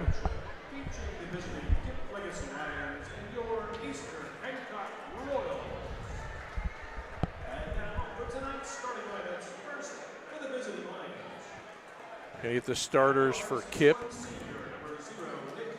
Number 0, Nick Mapp.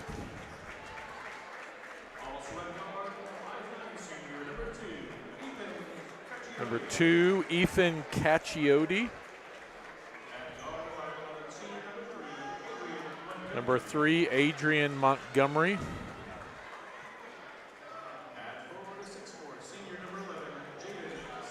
Jaden Sanders. And number 15, Nate Bell.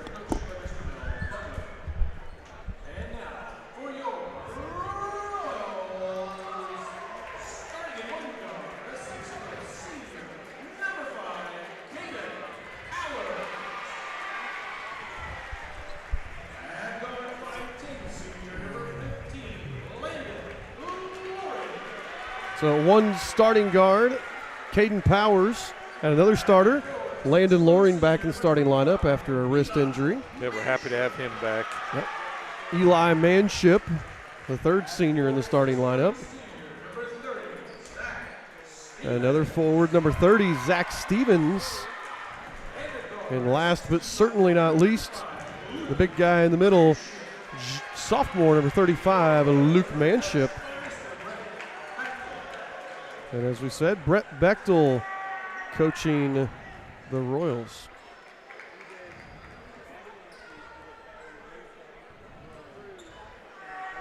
So Manship and Nick Mapp getting ready to jump here.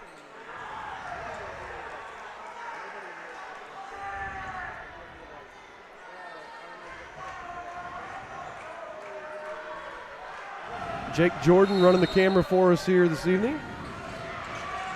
And the Royals control the tip.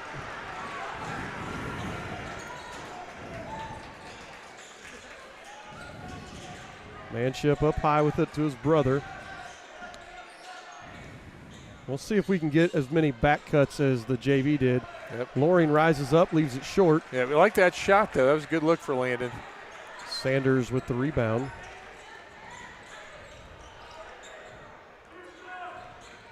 He's their second leading rebounder, averaging 5 a game.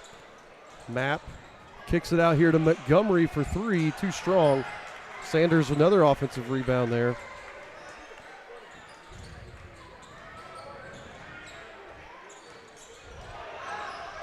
No good there. Luke Manship with the rebound. Yeah, and that was a great move. Very athletic. And I didn't finish. It's Cassiotti, right? Yeah, Cassiotti. Powers too strong. Bell with the rebound. Mapp gets cut off by Powers, brings it back out and resets at the logo. And again, both these teams in the same sectional. This is a potential sectional preview here. No good. Tie up, and it gets kicked out to Zach Stevens, who somehow grabs it. Yeah, and that was Eli Manship fighting for it the whole way. Yeah. He and Bell. Zach drives, gets cut off, flips it out to Loring on the wing. We're doing a lot of standing around offensively right now. Really good defense there by Cassiotti. Yeah. But we're not going to beat this team being stagnant on offense. No, we got to move the ball, and that was one of the things that Coach Bechtel talked about today. Travel there from Montgomery. He talked about today, he said he and one of our assistants, Cole Allen, were talking, and they said all week in practice, that ball has been just popping from hand to hand. It hasn't been stopping. It has been all over, just constantly moving, and that's what we got to see here. They're manning us up. We got to move the ball well and set good screens to get guys open here. Luke hits Powers on the roll. Powers, nice extra pass out to Loring. 3 on the way. Leaves it short. Rebounded by Bell. But that, I like that sequence. Yep, Everybody absolutely. moved. Looked good there. Bell to Montgomery, and then back out to Nick Mapp at the top.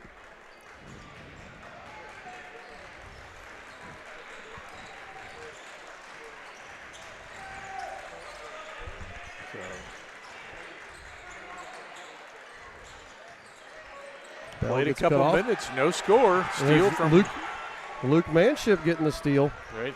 And Luke just going down, taking it all the way himself. I actually like that. I like Luke going to the basket. That's something we kind of discovered in the last month is when Luke gets a rebound and instead of outletting it, just takes it himself. Good things tend to happen there.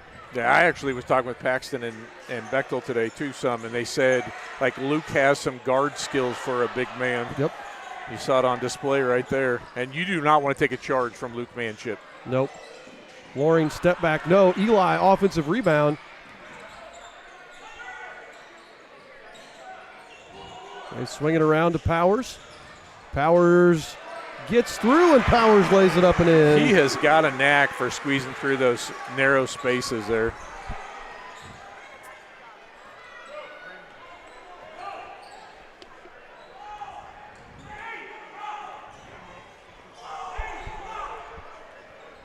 They're trying to get their set that they like. Yep.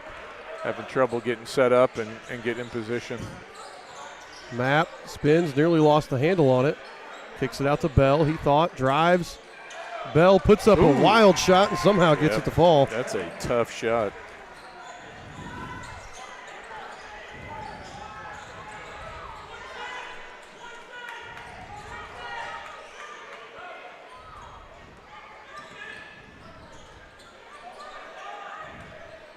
Powers 3 in and out.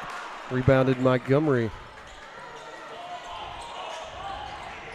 Montgomery pushing it. Nice job by Eli and Luke of getting back. Bell spins, fadeaway, no. Powers there for the board.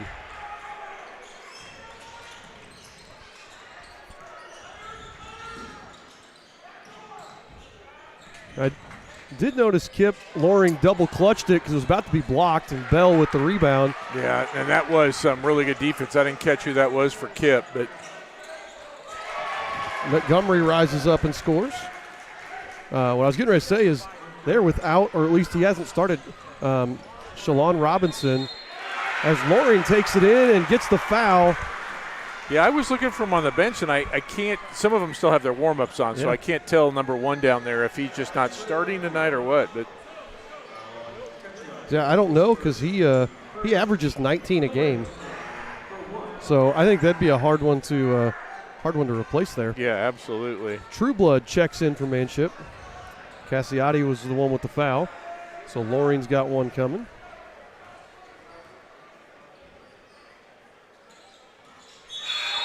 Sinks the freebie. Caleb Rutherford checks in, so does Eden Kenneth.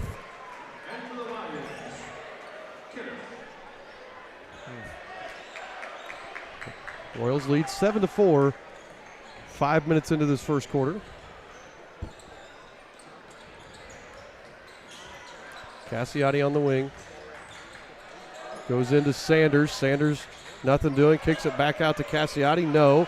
Trueblood with the strong box out. Trueblood's on a run of late with really good performances. Powers just drives by Mapp, and Powers lays it in for 2. Every game he's a little bit better. Yep. Cassiotti spin move, puts it up, no. Yeah, foul's going to be on Rutherford, and that's tough. I mean, that was looks like somebody pressed a circle button or something to get Cassiotti to the basket. He just spun out of that real quick. He's a 48% free throw shooter, sinks the first one. Yeah, that means he should miss this one. Yep. Luke Lewis checked in. They give Zach a break.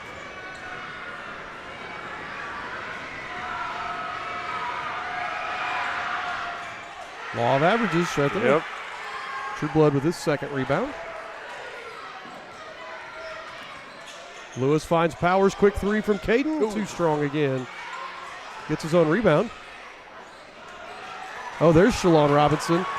Yeah, I didn't see him check in. And there he lays it up and in.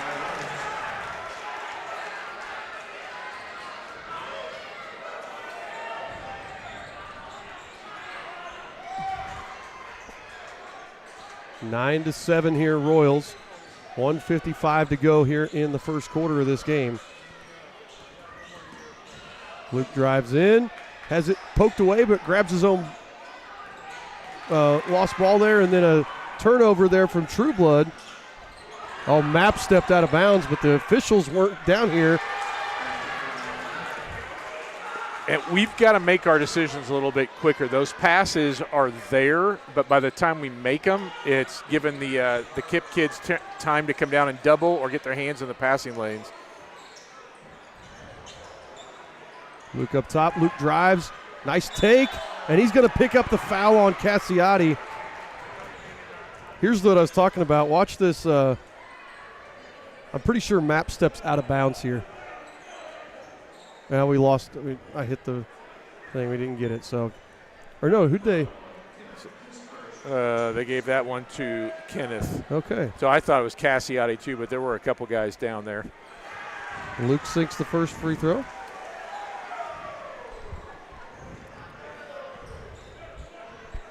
If you are listening and watching at home, feel free to chat with us. Yeah. We only got chat for a couple more weeks. We can't do it during the tournament. So if you got something you want to say, we'd love to hear it. Yeah, now's the time to say it.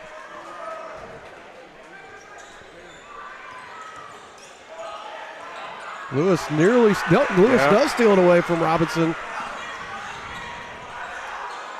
Great hustle by Lewis. Absolutely. Not a great shot by Lewis.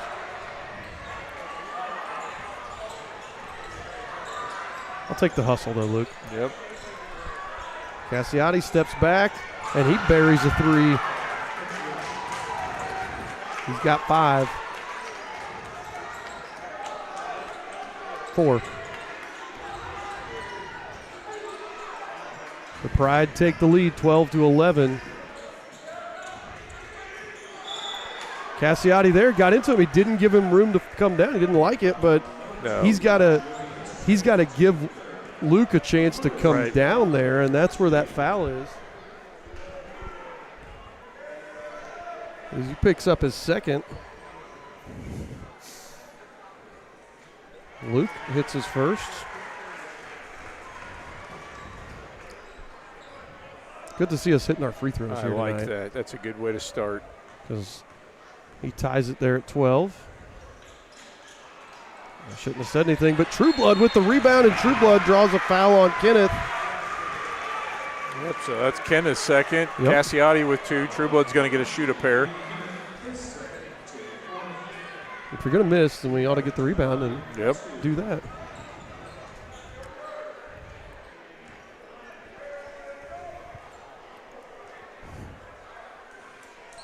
In and out for Trueblood.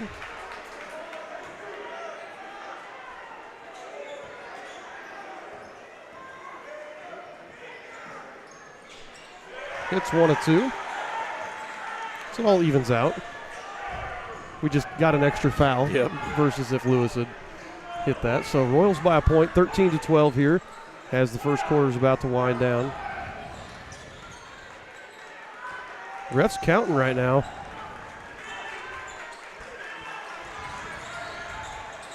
Robinson with 8 on the clock. Oh, Luke. And you can see what he was trying to do, just disrupt that a little bit, but too much body. Yeah. 13-12 here. Matt going downhill, kicks to Cassiotti for 3. Off the mark, and they can't get the putback. And at the end of the first quarter, the score, Eastern Hancock 13, KIPP Indy Legacy 12. You're listening to the Eastern Hancock Sports Network. Are you a 9-Star Connect electric customer? Did you know the same great service you trust for your electricity can power your connection to the digital world? That's because high-speed fiber internet is available to your home. Experience internet without limits, lightning fast speeds with no data caps, all with expert support available 24/7, 365 days a year. From electricity to internet, we're your trusted local connection. The power to connect is already here. Visit 9starconnect.com today. Thank you, 9-Star. Eastern Hancock on top of KIPP Indy Legacy, 13-12 here after the first quarter. And as we said, this is a potential sectional matchup here if we look at it again. And this is going to be a really tough sectional for anybody to win. A lot of it's going to come down to that draw. With the 7-team sectional, only one team gets a bye. So there is no easy path, but there is going to be a slightly easier one for somebody here. But this is one that I think really and truly anybody can win. If you give me any of those, especially the top 6. I know Irvington struggled a little bit, but you give me any of those top 6 teams with with a nice draw, and I could see them winning it.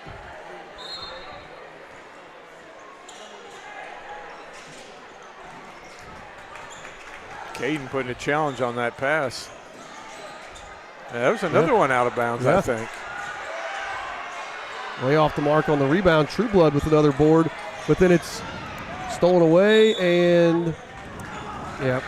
And Coach Bechtel saying, I love what you're doing, Brennan, but just slow down. Right. Well, that was an entertaining first quarter, and the second quarter's giving us more already. Fenderson thought about the three, finds Robinson again. Robinson pump fakes. And look to go inside there. Bell with the fadeaway, no. Tipped around, and Lewis grabs it. Spreading the rebounds out tonight. Yep. Luke Manship gets a lane, lost the handle, but it gets tipped right into the hands of Trueblood. Caleb Rutherford pump fake. No good. Mapp with his second rebound of the game. Robinson, wild, lost the handle, it right into the hands of Bell, and then Bell has it ripped away by Powers.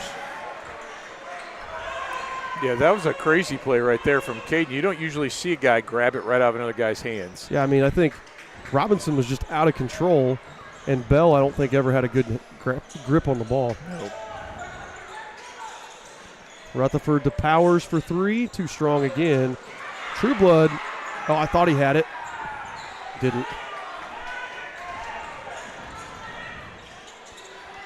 Robinson from the wing. Robinson buries the three.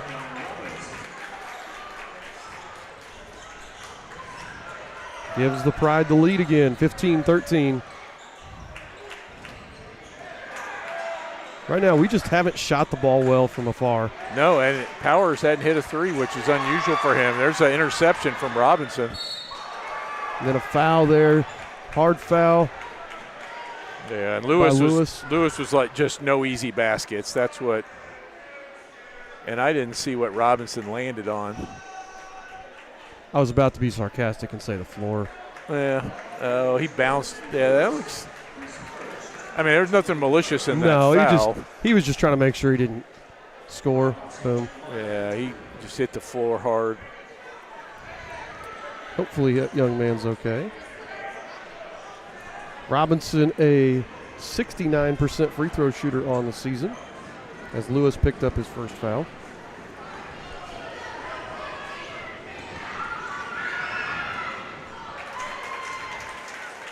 Sinks the first. No, he's come off the bench with 6 quick points. Yeah. Bell comes out, and Kenneth comes back in. He's got 2 fouls, so he's got to be careful inside there. Robinson too strong on that one. Trueblood with another board. I've got him for 5. Yeah, me too.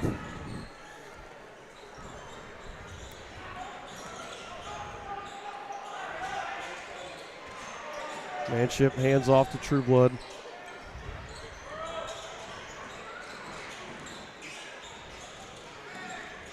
Powers again for 3. Too strong again. He's just not been able to find the range. Nope. Everything's been long for him. Maybe as he gets tired, it'll start. Yeah, that's settling in. Yeah, that's unusual. Nick Mapp, he'll take the 3. High arcing shot, buries it.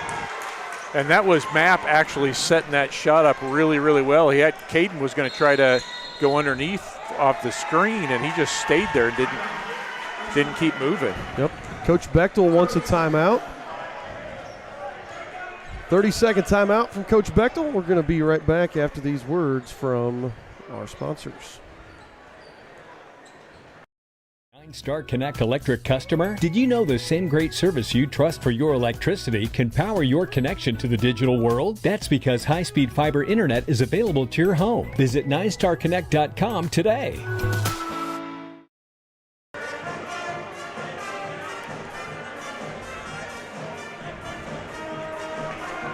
So Eastern Hancock on a 2-game winning streak, looking to close out the season strong here. The month of February is the upcoming schedule. They've got Blue River and Union Modoc next week, and then finish it up with Liberty Christian and Hagerstown. We should have all those games live streamed except for Blue River, because we don't have service in their gym. Yeah, that is the worst gym for service I think we've been in. Morristown is That's actually true. worse. That's true. Map, and we get a reach-in foul there on, I think, Loring. I forgot about that. And their old gym is even worse than their main gym. In Morristown? Yeah. Actually, I can get a signal out in their old gym. Wow.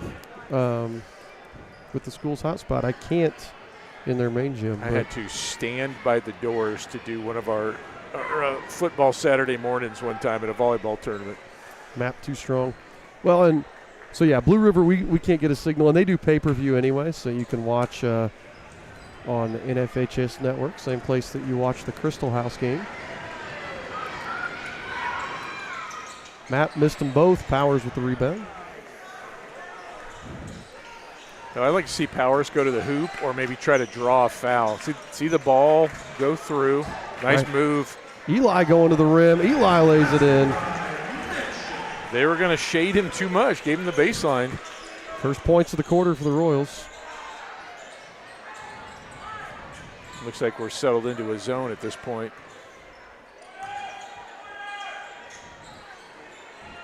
And that will take away having to worry about the screens. Well, this is not a great three-point shooting team. Only one player shooting over 30%, and that is Montgomery, and he's only hit 10 on the season.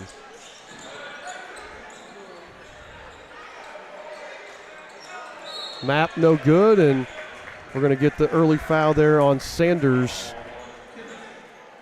Oh, no, they gave that to Kenneth. Yeah, that's his third. And if it hadn't been him, it would have been whoever was on, I think it was Eli or Luke down there that actually grabbed the ball. That's who I thought it was Sanders there. Yeah, now Loring went flying that initial block out and sent Loring flying. There you go, Eli. Luke corrals it, though, so no harm. Luke drives in, just a little out of control there. Yeah. Matt finds Robinson. Robinson kicks it out to Fenderson in the corner, who airballs it, and then it's tipped out off of. I don't know if it hit somebody or they're calling that off the shot. I couldn't tell.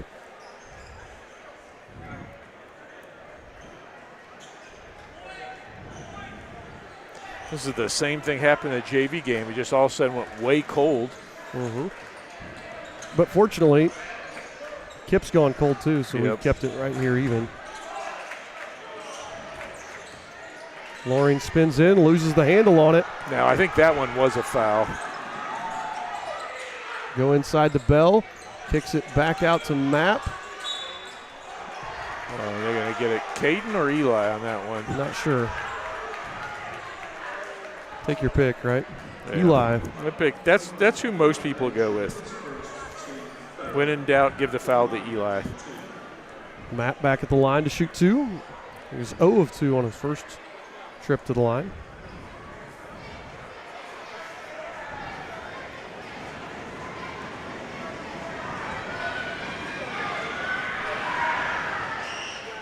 Missed again. Cacciotti. Cacciotti. He just checked back in. The Pride are 2 of 7. Would you say Pride are or Pride is? In soccer, it would be is. I don't know what the term, how would you say that? Yeah, it's because Pride, the team is singular. That one looked like it was blocked. Sanders with the rebound. Or maybe I got it backwards. Maybe it's, I don't know. Cacciotti in the corner for 3, no good. Good blocks out by Eli. Bell, Loring fell on Bell, and Bell tweaked an ankle there. Yeah. That's going to be Robinson. Yep. Yeah, and that was a really weird rebound because Landon tipped the ball down over Bell to Eli, who was on the floor, and flipped it back up to Luke. I don't know if you can get assists on rebounds, but there would have been a couple there.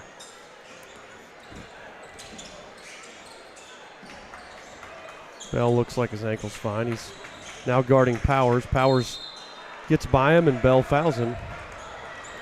And really a couple of silly fouls here from KIPP.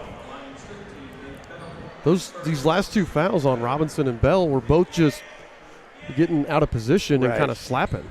Yeah, they've been doing really well.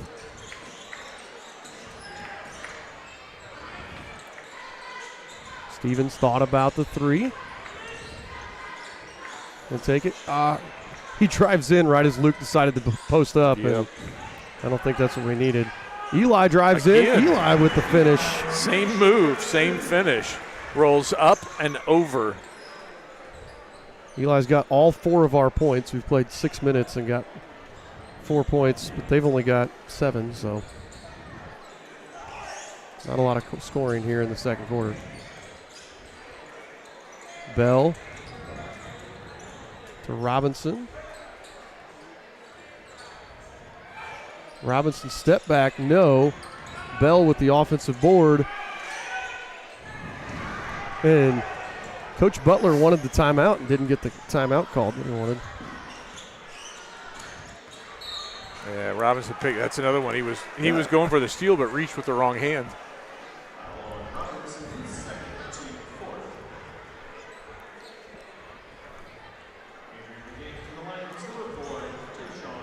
Tayshawn Fenderson comes back in for Jaden Sanders. Powers tries to get it to Manship. It's not there.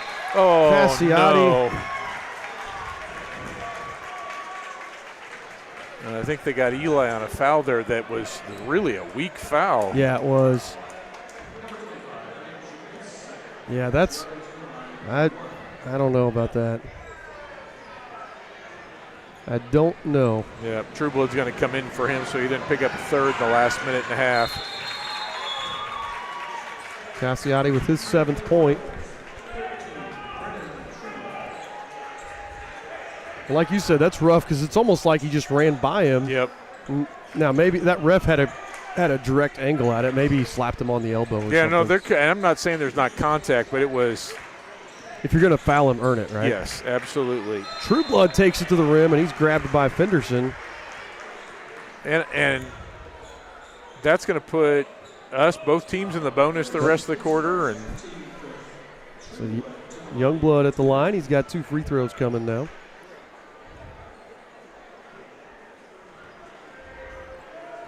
He is 13 of 26 on the season. 14 of 27.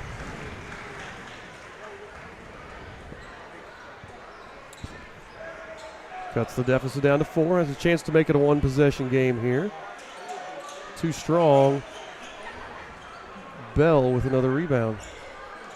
I got Bell with 6 rebounds. pretty good half. He only averages 7. Map to Fenderson to Cassiotti. Drives in, tipped out to Rutherford. And then Bell picks up a foul, not even really trying to go for anything. He just ran out there, and he picks up his 2nd. And that's going to send Caleb Rutherford to the line to shoot 2. For as well played as that first quarter was, this one has been the exact opposite.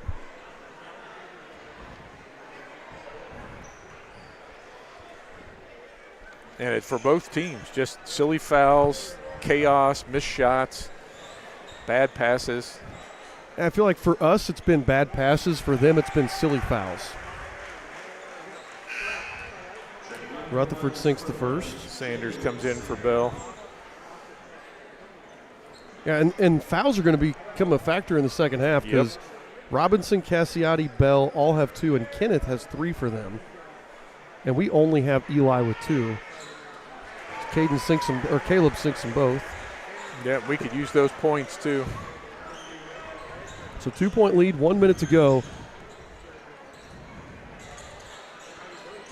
And yeah, that's going to cause some issues for them if they don't play clean in the second half, and because they haven't shown a lot of depth here. Cassiotti lost it. Trueblood with the steal.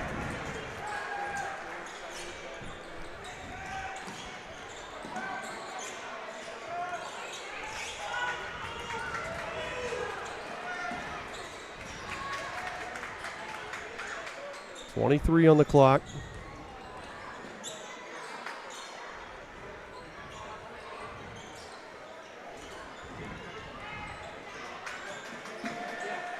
It's our low for a half this year. I mean, 20 points it's got to be under our average. Yeah. Like way under. I can tell you at halftime. Stevens, no good. Did they call foul? They did. They did. I don't know about that. That Late looked foul like call. Yeah, that just looked like a bad shot selection. That's going to send Zach. Now Zach has a chance to tie it. Yep. That's Matt picks up the foul. And maybe they're going to say he didn't give him room to land, like he kind of bumped him in the air. Right. Watch this angle right here, Scott. No. I mean, that's sorry, Zach. I don't know that I. Yeah. I mean, now he's got a chance to tie it, but I don't know that I would have agreed with that one. And he does. Robinson, no good on the half-court heave, and we're going to go into halftime all tied up thanks to a couple of late fouls there by the KIPP players. Able to take, I think we had a 6-point deficit and brought it down to a tie game at the half. So good job there by the Royals of staying calm and just taking advantage of what they gave us there. As we're going to take our halftime break. Score here 22-22, Eastern Hancock and KIPP. It's time for the Commissioner's Corner, an exclusive weekly conversation about Indiana high school sports with the Commissioner of the IHSAA, Paul Neidig. Now for an up-to-the-minute report about what's happening in the constantly changing world of high school sports, here's Commissioner Paul Neidig. Hey, welcome into the Commissioner's Corner, our weekly conversation with the Commissioner of the IHSAA, Paul Neidig. I'm Brendan King. Paul, always great to catch up. Busy time of year, girls basketball state tournament getting rolling. Boys basketball pairing show coming up on the 22nd. So it is a great time of year, and the tournament got started in a great way with the sectional. Yeah, we kicked the girls tournament off last night. Had a few postponements due to snow in the southeast part of the state, but as our great athletic directors do, they're always flexible and getting things scheduled. And so we're rescheduled for everything that we didn't get to play last night, and we'll continue through the rest of the week. And so there's a whole slate of games out there on Wednesday. There'll be some games on Thursday. Obviously, Friday is semifinal night for most, and then Saturday night will be championship night. Last episode, we were talking a lot about how the snow impacted things on the boys and girls side. So it's up to the ADs, of course, to reach out to you. And then is it up to them to just get that new date on their schedule? Yeah, they communicate with the people that are in the tournament to find out, make sure there's no conflicts there. But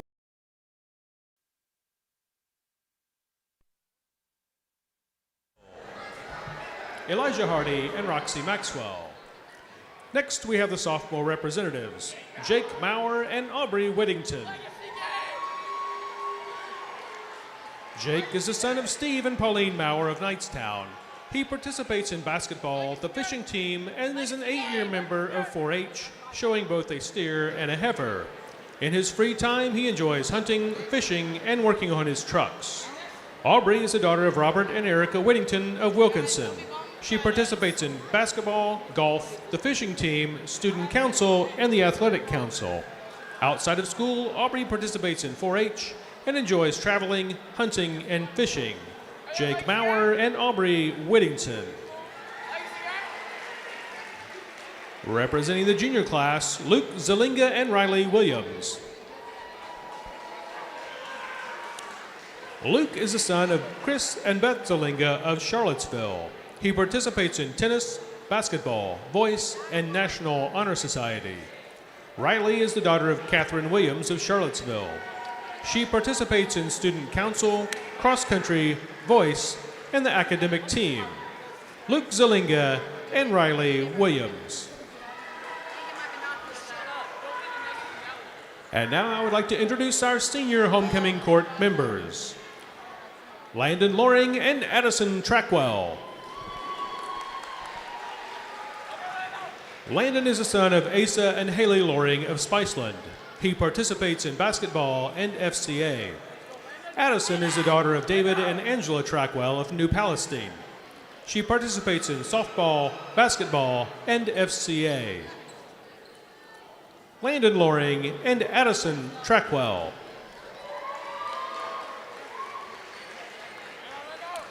Next, we have Josiah Swagger and Lily Maxwell. Josiah is the son of Paul and Ashley Swagger of Greenfield. He participates in tennis, voice, National Honor Society, and works for Manship Consulting and the Eastern Education Foundation. Lily is the daughter of Chris and Brittany Maxwell of Shirley. She serves as the president of Student Council, co-president of Voice, is a member of the golf team, National Honor Society, National Technical Honor Society, and is a DARE role model. Josiah Swagger and Lily Maxwell. Next we have Christian Wisman and Kirsten Judd. Christian is the son of Kenny Wisman and Julie Wetter of Greenfield. He participates in football and golf. Kirsten is the daughter of Land and Molly Judd of Marklettville. She participates in basketball, student council, National Honor Society, and voice. Kirsten also enjoys showing pigs and sheep and will be a 10-year 4-H member this summer. Christian Wisman and Kirsten Judd.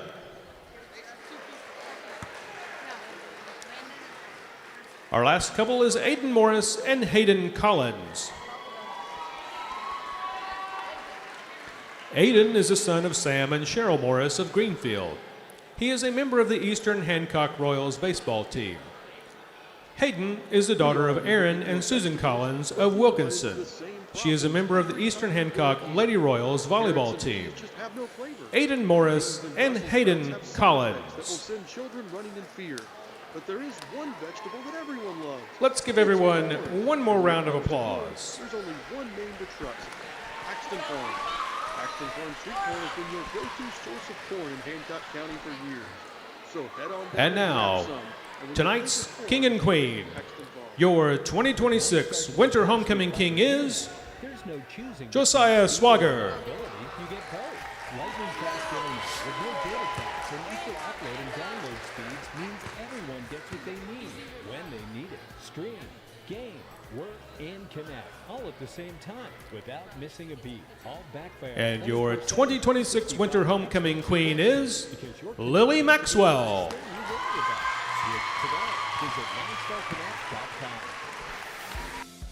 As more club and travel sports pop up every year, they often muddy the waters on what the purpose of sports should be for student athletes at this age. But high school sports are different. It's not about becoming the best athletes, it's about becoming the best people. It's not about scholarships, it's about coaches mentoring you, camaraderie with your teammates, and the connection you build with your school community. It's not about year-round training. It's about developing resilience, responsibility, and a strong work ethic for life. It's not about what am I going to get out of this, it's about playing for something bigger than yourself, for your team, your school, and your entire community. High school sports help us grow in ways that will serve us for the rest of our lives, not just in the game. I'm IHSAA Commissioner Paul Neidig. Support what makes education-based athletics different by buying a ticket to your high school's athletic events. This is developing students as people. This is fulfilling a greater purpose. This is your IHSAA.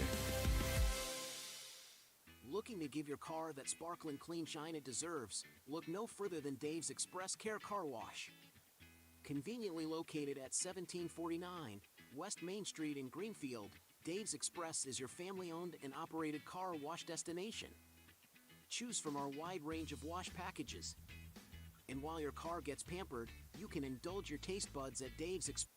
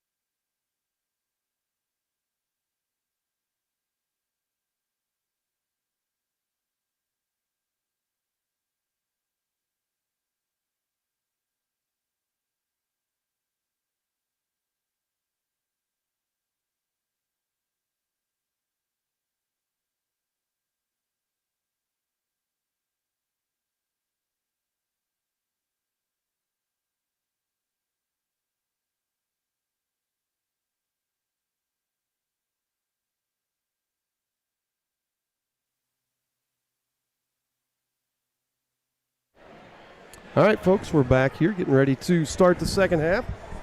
Eastern Hancock and KIPP Indy Legacy all knotted up here at the halftime break.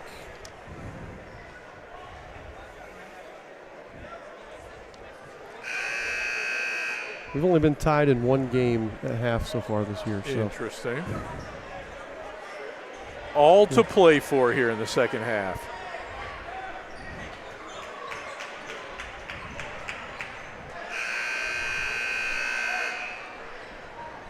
By the way, for anybody out there who cares, pitchers and catchers have reported. Baseball is such a long season. It is. I'm not going to lie, but if you get to the right park and watch a game, it is absolutely amazing. Oh, yeah. No, I'm one of those people that I can go to a game and watch a game, but I can't watch on TV. No, I get that. I get that. I like it on as background noise. Yes. So Royals with starters on the floor. KIPP with starters plus Robinson. Stevens still haven't hit a three yet. Yeah, that is odd for this team. Robinson threw the contact. He wanted a foul, but well, he initiated the contact. He hit Eli, and I don't think they were going to give him that one. Not going to reward him. No, that's an NBA play. I mean, you see that in the NBA, but. Loring up and under, no. Tip out goes to Montgomery. His runner, no good. I've only got Luke Manship with 3 rebounds. I've got him with 5. Okay, I'd say yours is probably better. Yeah. Powers, long look at it, no. I mean, I can't remember the last time we shot this poorly. And there, Loring's going to pick up the foul. Robinson goes down hard again. And it's not like, other than that, we haven't had a lot of just phenomenally open looks, but yeah, I can't remember the last time we've shot like this. I mean, Caden Powers sitting on 4 points, and it's like layups. Yeah. He hadn't gotten to the line yet. You mentioned it earlier, his deep shots are all long, so they're going off the back of the rim.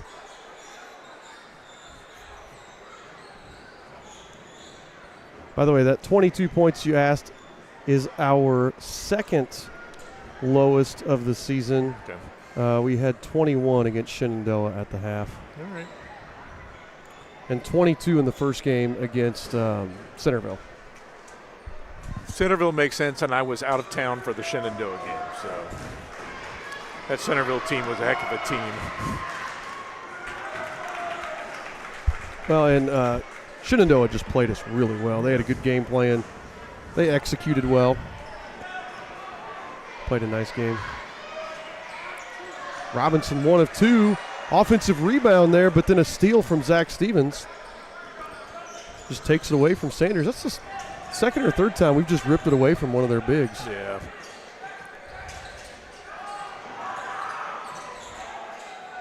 Royals swinging around. They get Powers coming off the screen. And you can see we're trying to get Caden shots, and they're doing a really good job defending him. And there's going to be another foul. Yeah, and I don't know if that one will be on Sanders or Montgomery. I think it's Montgomery. Either way, it's going to be the first. Yeah, Montgomery. Adrian Montgomery with the foul. Luke Manship goes back to the line where he's 2 of 2 this evening. Sinks that one. And as I said, we've shot really well from the line. We've kind of made a bad three-point shooting. We're above average here on free throw shooting. Sinks them both. All right, Luke. Whereas KIPP shot poorly. Powers, he just telegraphed that pass the whole way, and Powers just stepped in front of it. Eli finds Caden. Caden scoop shot. And Royals retake the lead off that Powers layup.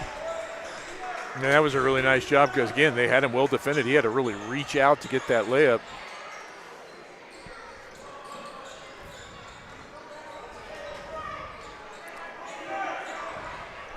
Robinson over here on the near wing. Cassiotti in the corner with it. Up to Mapp.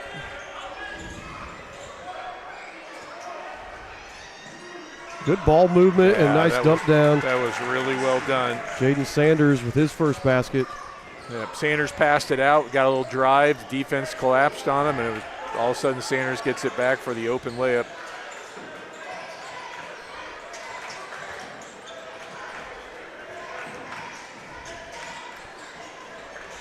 Luke Manship takes a three now. No, and that was an awkward shot because Luke wasn't wanting to shoot it.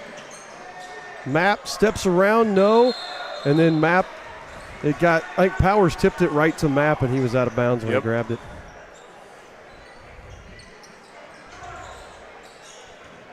Well, KIPP has scouted us really well because our sets, with the exception of that, our sets they've been jumping it. Yep. You know, they have not been there like they normally are. Normally we've got a lot of set plays that are effective.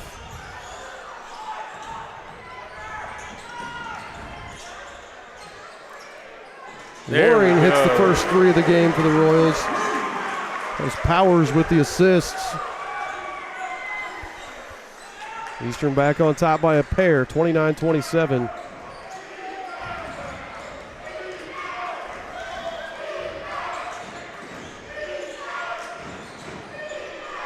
And right now, as much as we're helping, they can get a reversal and a three if Mapp would just set a screen. But why set a screen when you can just do that and dump it down to Sanders for two more? Yeah, our rotation is only partially going right now.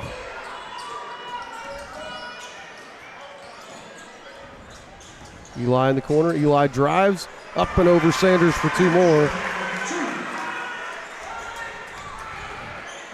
31-29. Robinson in spin move, no. And he thought he got fouled.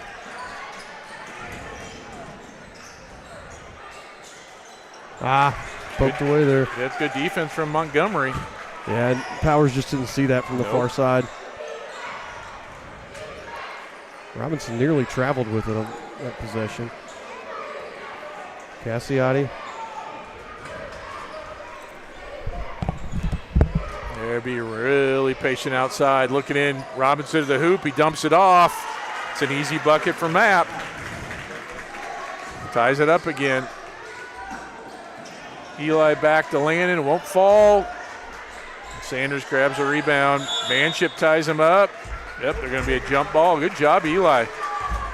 Luke standing behind Sanders on that one, so he turned to Eli, and good job not fouling that. Jump ball will go to the Pride, though. And Cacciati will get the offense going over to Robinson. And that one won't fall. That's good. Eli gets the rebound. What'd I miss there, Scott? Not a whole lot. Jump ball. Ooh, that's going to be another one on Montgomery, I think, body in. You're going to get Montgomery with the body or Robinson with the reach? I think Montgomery got him with the body first. Yep. He was trying to play a little more physical with Loring as Loring turned the corner on him.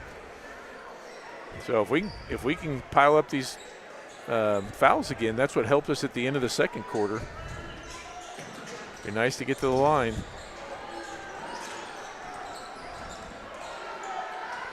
Stevens hands off to Loring. Loring step back. I like it. I like it. Eastern back on top, 33-31.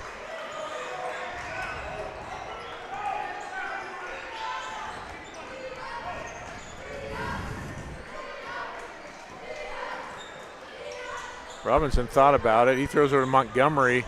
Deep three, too strong. I'm not sure that's the shot they wanted. Although he is their best three-point shooter from a percentage standpoint. That's the shot we wanted. Yep. Man, it still won't fall. Whoa. Eli slaps it off of Montgomery. Look at that hustle from Eli Manship. That was actually Luke. Oh, it was Luke? Yeah. I mean, we see those plays from Eli pretty routinely where he's going. It's actually Luke gets over there. Nice. And right in front of the student section, as you said, that was a crazy play. Great hustle from him. And Powers isn't going to get a more open three tonight than that one, and it's still off the back of the rim. That's going to go on Fenderson. And the Pride are just slowly accumulating fouls as a team.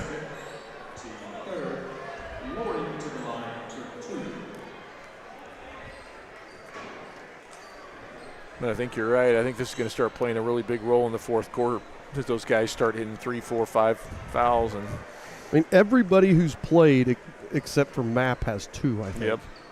Ken is sitting on 3. I take that back. Sanders. I don't have Sanders with a foul. Oh, no, you're right. Everybody else, though, you're right. That is funny. And we've only got 2 guys with 2. Yep. And it's Eli Manship who, I mean, for him to only have 2 at this point is pretty good. Loring sinks 1 out of 2. 3-point Royal lead, under 2 to go here in the third quarter.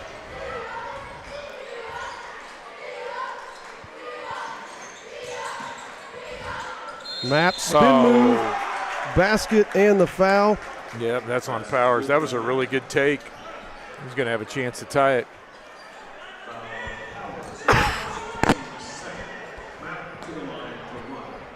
Bechtel's like, what are you doing? Well, and Powers and Loring kind of knocked into each other a little bit there and gave Mapp the edge. Yep, there's the tie. It's his first free throw of the game. So we had somebody say this is a good game. And this is one of those that good competitive game. Yes. Not good, well-played game.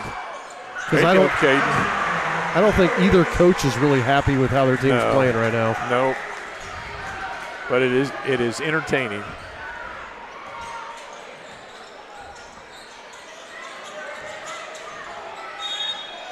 They're going to call that on somebody.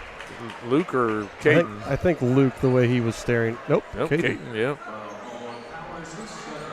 Lewis, Trueblood, and Rutherford come in for Stevens, Eli Manship, and Loring. Both teams with 3 fouls this quarter. Robinson for the long 2. No good. Lewis grabs the rebound.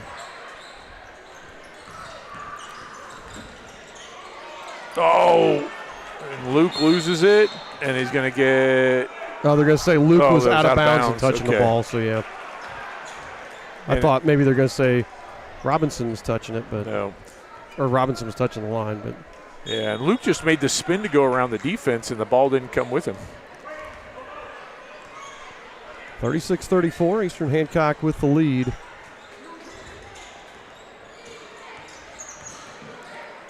Robinson gets by. Robinson lays it in.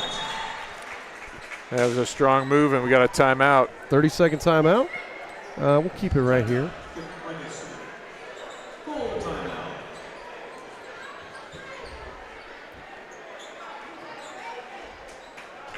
Gonna check some stats for you guys. That was a hard play right there.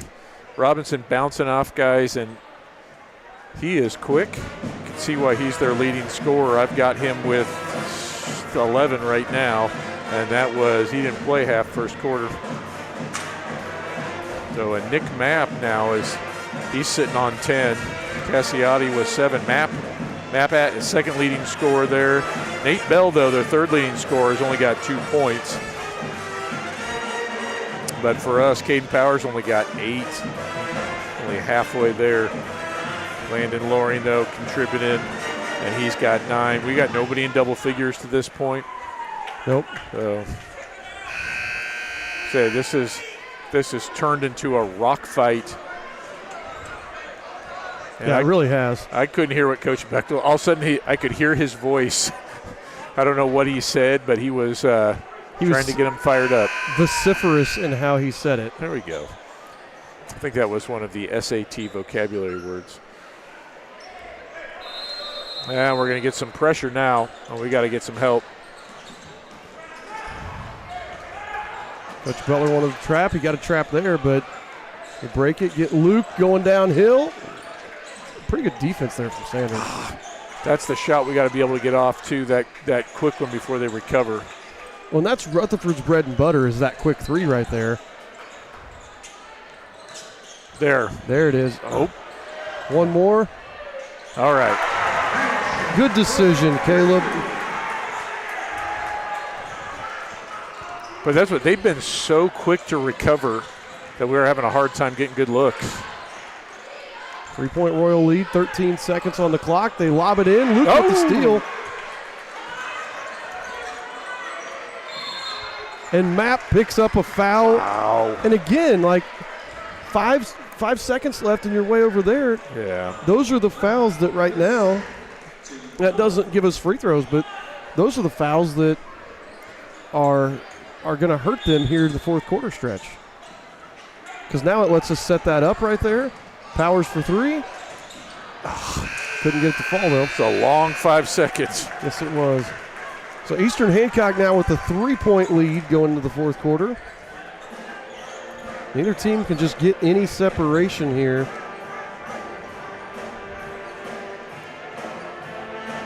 And you know what time it is into the third quarter.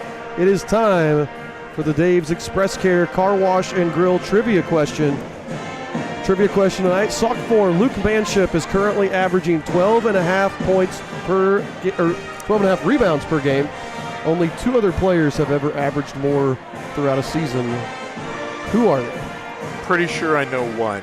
Okay, let me help my daughter with something. And Yep, then absolutely. And I think that guy I'm thinking of is actually in attendance tonight. I saw him earlier as a coach of one of our youth teams. So we will see how that goes.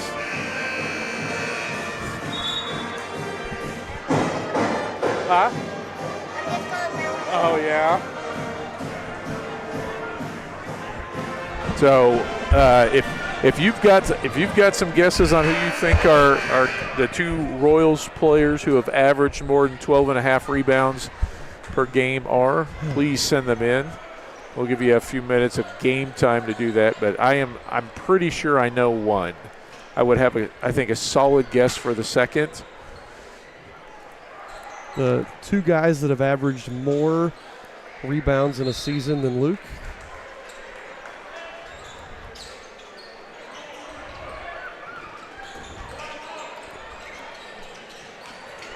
Oh, that was good defense.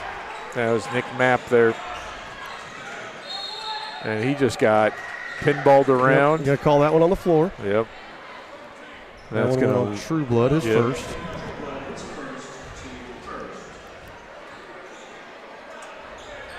Now, this has been a mix of letting them play physical, but calling stuff too. It's very interesting to me because there's not necessarily any consistency. No. There's Bell again. That's Sanders. Oh, was it? That was Sanders, you're right. And they've done a nice job with him in the second half down on the block. We just lost track of him. 1-point game. Manship one-on-one with Sanders. Sanders, he smacked him enough. I knew he was going to get a foul in there somewhere. Sanders the only one not in foul trouble. Yeah, but he does have a foul now. He joins his teammates. Luke Manship back to the line.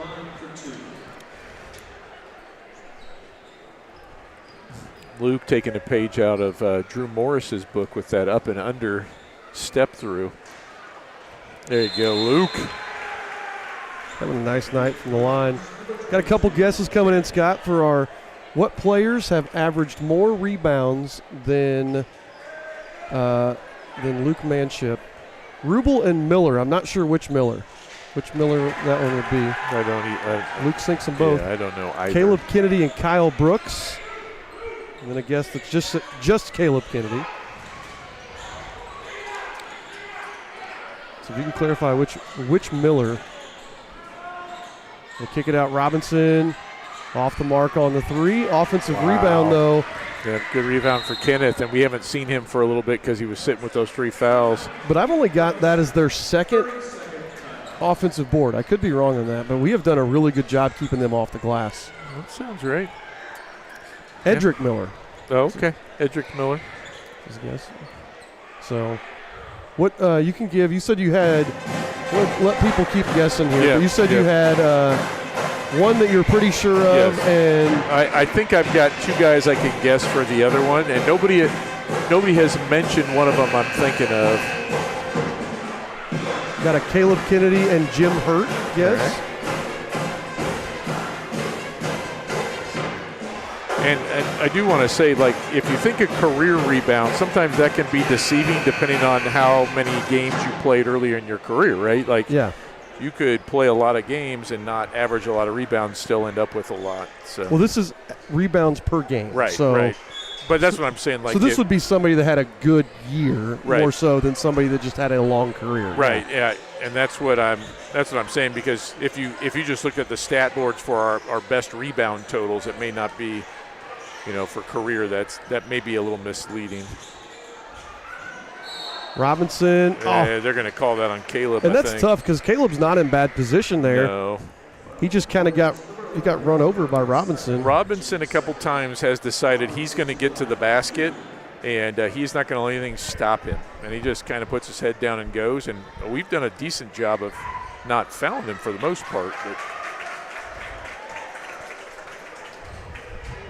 yeah, I was going to say, you look at somebody like Addison True was our all-time leading rebounder, but he played four-year starter and really was like an 8 rebound a game guy for a long time. You know, it wasn't ever a high amount. Right. So Robinson 1 of 2. Powers gets all the way in. Powers lays it up and in. And he finally makes it into double figures. All of his shots have been layups. All of his makes. Or his makes, yeah, sorry, but clarify. Do you have a stat of the last time Caden Powers didn't make a 3? We've had some more games than you'd think. Some of those blowouts. Yeah, okay, fair enough. Robinson with another bucket, and you can see again why he's their leading scorers, averaging nearly 19 a game, and we turn it over. Yeah, that was a bad pass there into True Blood, and then Cassiotti throws it into the crowd as he turns it right back over. Well, yeah, and I think he was traveling as well. Yeah. He kind of got off balance, got his back to the basket, and didn't know where he was anymore. Next time out, we'll give you the answer to this. Yep, get your guesses in. We got a Landon O'Neal, Silas Spalding in there. 12 rebounds. 12 and a half rebounds is a lot. Oh! Caleb gets his own rebound, kicks it out to Powers. Get in. There it is. Finally, Powers hits a 3.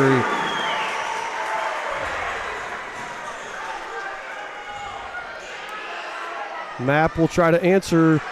Can't. Powers with the rebound.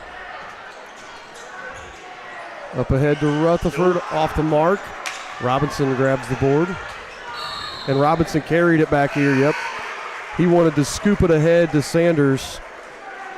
I feel like that's been called more this year than we've seen in a long time, and I actually like it. I think kids and pros have gotten lazy by putting their hand under the ball and coming over. Well, he was going to scoop it left-handed pass up ahead to Sanders and then decided not to and got called for it. There you go, Caleb. Man. Rutherford off the mark. Eli saves it, but right to Sanders. I think he thought it was going to come off Cassiotti's leg, and it did. It just didn't go back out of bounds. Mapp, tough shot. No. Powers another board. Yeah, Mapp trying to Euro step. And I got Powers with 7. Yeah, that might be right. I got him with 6, but I'm not going to swear that I'm accurate on rebounds. Oh. Mapp just steals it away there. Yeah. And Eli, cheap foul. But, I mean, right now, that's not a bad foul. They've not been able to knock down free throws, so Eli picks up his 3rd. Mapp at the line. Again, he's a 60% shooter on the season, but he's 1 of 5 tonight. Here with 5:03 to play.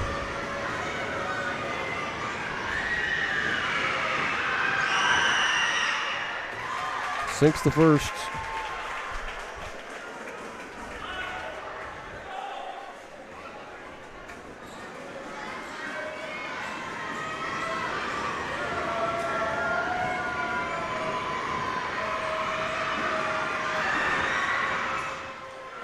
No good on the second.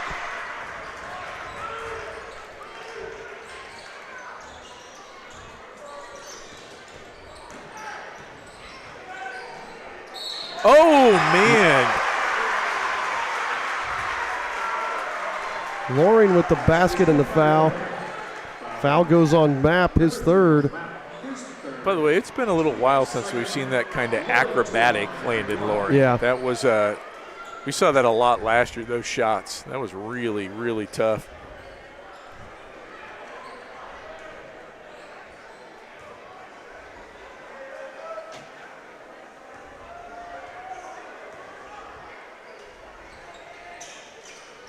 Takes the free throw. He's in double figures now as well.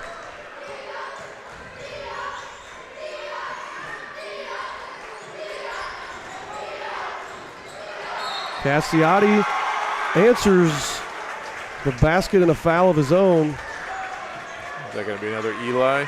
Yep, that one's on Eli, his fourth. And they're shooting free throws the rest of the way, and that's where I don't like that. Even if they're not making a lot of them, we don't want to. I mean, we don't want to give them those opportunities. No, that's right.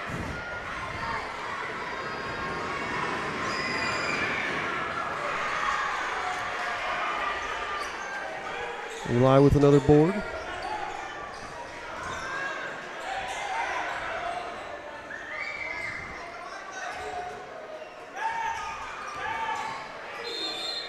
Loring. Oh. That's going to be on Robinson. Robinson got him on the hand as he went up with it. Yep.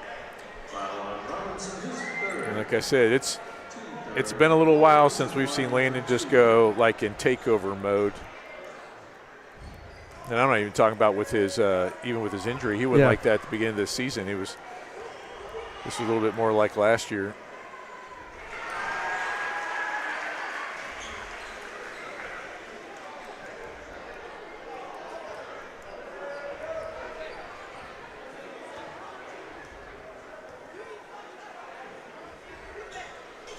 And by my count, he's right at his season average, sitting at 14. Yep.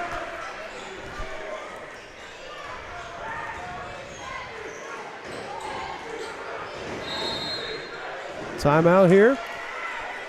So with that timeout, we're going to go ahead and do our trivia question answer. So you said you had a guess for this. What was your? I think Caleb guess? Kennedy. Okay. I would be willing to bet your house on Caleb Kennedy.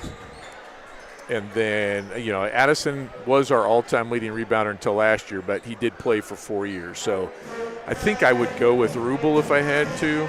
Okay. Rubel passed him and didn't play as a freshman on the varsity and limited time as a sophomore. So I would go with Kennedy and Rubel. You got one of two. There you go. Jim Hurt back in 1968 averaged, I believe, 14 rebounds a game, and Caleb Kennedy averaged 14 and a half in 2008. Nice. And we got John Middleton, got them both right. Nice job. I had somebody a little earlier that said some people would say Caleb is the best basketball player we have had at Eastern Hancock, even though he was only a 2-year varsity guy. I think he got kind of like that late growth spurt. Yeah. But Caleb played 4 years at Huntington and is a heck of a player. He's nice kid, too. Nice as could be, the kind of kid you want to cheer for. And I saw him here. He was coaching one of our youth league teams. I'm assuming he had a son on the team. I didn't listen to the names of all the little kids, but I'm not unfamiliar with John Hurt. Or Jim Hurt, excuse me. Sorry, Jim Hurt. That's a little bit before my time. And I don't know if Dave is listening tonight. Dave probably knows him. That's before Dave's time. Well, I would assume Dave still knows because Dave knows everything about here. Cassiotti, deep three. Wow. And he buries it. And they needed that to stay within reach there because it's now a 4-point game. We pushed it up to 7. Yeah, Cassiotti overperforming for them tonight. 12 points, only averages 7. When he did that one, sitting a large part of the first half in foul trouble. Yep. Loring off the mark on the 3. Really like to see us go to the basket and try to get those fouls. That's been where we've done work. Yep. Robinson, long 2, leaves it off the mark. Luke Manship with the rebound. Yeah, Luke will bring it up. He's not worried about that. Yeah, this is where I'd like to see us attack. They're being over aggressive. They're kind of jumping some of this. We try to run screens to get guys open. That one hit the wire. They're jumping stuff. We gotta take advantage, use that backdoor cut that we saw the JV use. Yeah, that's kind of surprised we haven't done that with as aggressive as they are. That's what you leave yourself open to those cuts.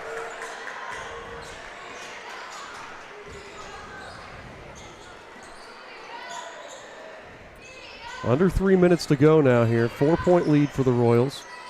Robinson finds Cassiotti again, and he hits another one. He's having a night. His third three of the game. He cuts it down to 1 point Royal lead. Yeah. Luke nearly has it stolen away, knocked out of bounds. It's going to be a KIPP ball. And if you saw on that, Eli defendant didn't want to pick up the foul. Yeah, didn't want to pick up the foul. Yep. Got a text. Jim Hurt was 6'8", according to our local historian, Doug Schultz. I actually think Caleb is 6'8". Yeah, I think he's pretty big. Yeah. So, okay, that makes sense. Which kind of makes Luke doing it at 6'3", being as good of a rebounder as he is, kind of impressive. Now, Luke's I got him with 7 tonight. But doing nice things. I want to say good luck to our wrestlers tomorrow night, or tomorrow at the semi-state. We got as many guys competing at semi-state as I can remember us ever having. Well, do we have 3 regional champions? Is that right? Vols, Sotelo, and Sotelo didn't win. Okay, Servant and Vols, I think, were both regional champs. Okay. And then we had a couple others make it. So, I believe we had 3 regional champs there, or 2 regional champs. Okay. So Cassiotti wants that 3 again. He's feeling it. Another one. And I think he thought about that one. Yeah, it was one of those where he was like, I want this, and missed that one. 2:15 to go. Eastern Hancock on top by a point.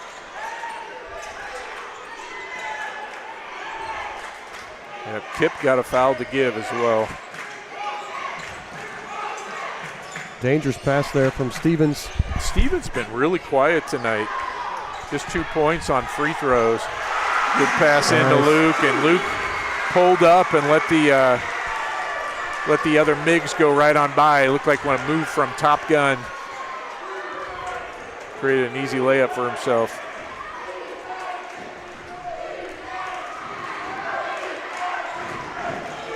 Three-point lead for the Royals. Robinson thought about the step back. Map with it. Over here to Cassiotti. And they don't need a 3, they just need a basket. Powers nearly gets it. Map does get to the rim. Yeah, I thought Map was going to lose that. He did a great job to hold on to it and get to the rim. It was good hands by Powers, but good job not. Powers kind of let go because he didn't want to pick up the foul there. Luke stuck. He's going to get a timeout. Smart play there by Luke because we got plenty of them. I can't think of a time that we've been out of timeouts where we were just burning them. Our coaches always do a good job of saving our timeouts. They hoard those timeouts. That's true. So both teams with 2.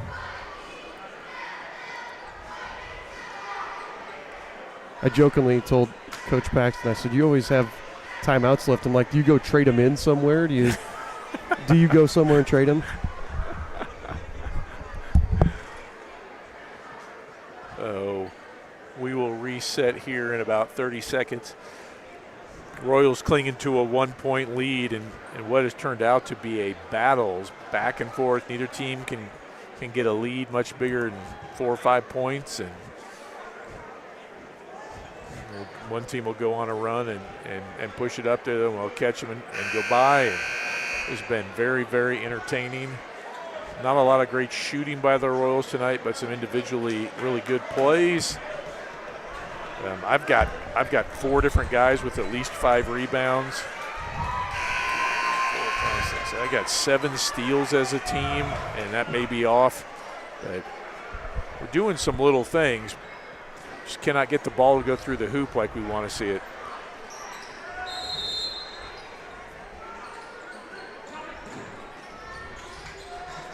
1 minute. As you said, KIPP's got one foul to give, and we throw it away. Yep, and we didn't need to. No. We really want to make them have to take that foul. We didn't use up very much clock. I mean, we didn't even use 10 seconds. 53-52. Now, we do not have a foul to give, which means if I'm KIPP, I want to try to go to the basket. Yeah. And they're going to hold it for a shot. Although Robinson, the ref's counting on him right now. Flips it over to Cassiotti.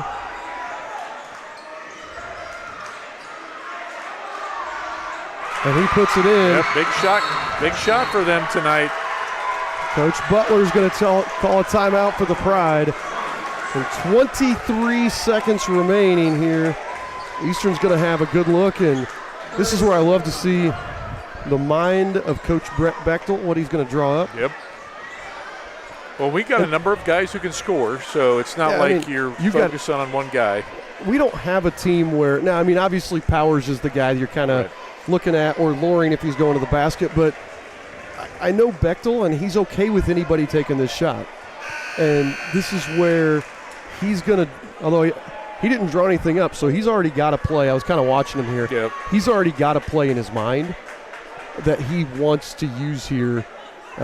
Or he's going to get it across half court, see what they're doing defensively, and then call one. Yeah, and that getting across half court, we've seen some pressure from KIPP, and at the very least they're going to put some up there. You can see Cassiotti up there to try to make us eat some time up. Yeah.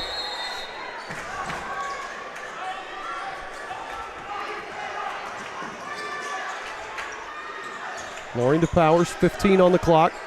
Cross court to Stevens. Loring out to Zach for three. Stevens knocks it in.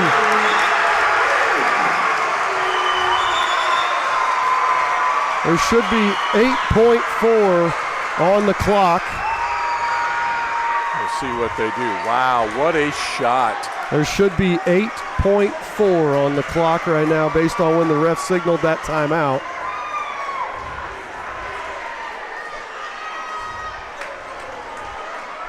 We'll see what they do put it at. Stevens with a huge shot, and that's what we're talking about right there. And that's what we said. Anybody can take that shot, and that's what we got. Big play there from Zach. That's his first made basket. Yeah, he had 2 free throws. That was it. Clutch. Huge shot from Zach. They put 8 seconds on the clock. So here's the thing, though, that those 8 seconds give them plenty of time to come up court, get a good shot, and we've seen them make threes. Right now, Cassiotti sitting on 17 points. Normally averages just under 8. So you got him, Robinson, Mapp's done a nice job. Those are the 3 big guys for tonight. But if you only need 2, if we forget about Sanders underneath, like we've done a couple times, you can get a shot there. So they don't have to take a 3. I mean, you don't have to win it on this shot. They just changed it back down to 7 on the clock. So I think we're going to have to do the same thing. We're going to have to give at least some token pressure to. But we can't foul because they're in the bonus. And that might be the thing. Maybe you go to the basket. Maybe you're going to the basket. Well, if I'm them, that's what I'm doing. I'm going to the basket. Robinson and Mapp, your 2 leading scorers. And I know Cassiotti's been on fire tonight, but your 2 leading scorers, get them going downhill. Yep. And maybe put Sanders on a block, so if the double team comes over, he's cherry-picked a little bit tonight. Well, we'll see how this plays out. We've been in these situations before this year.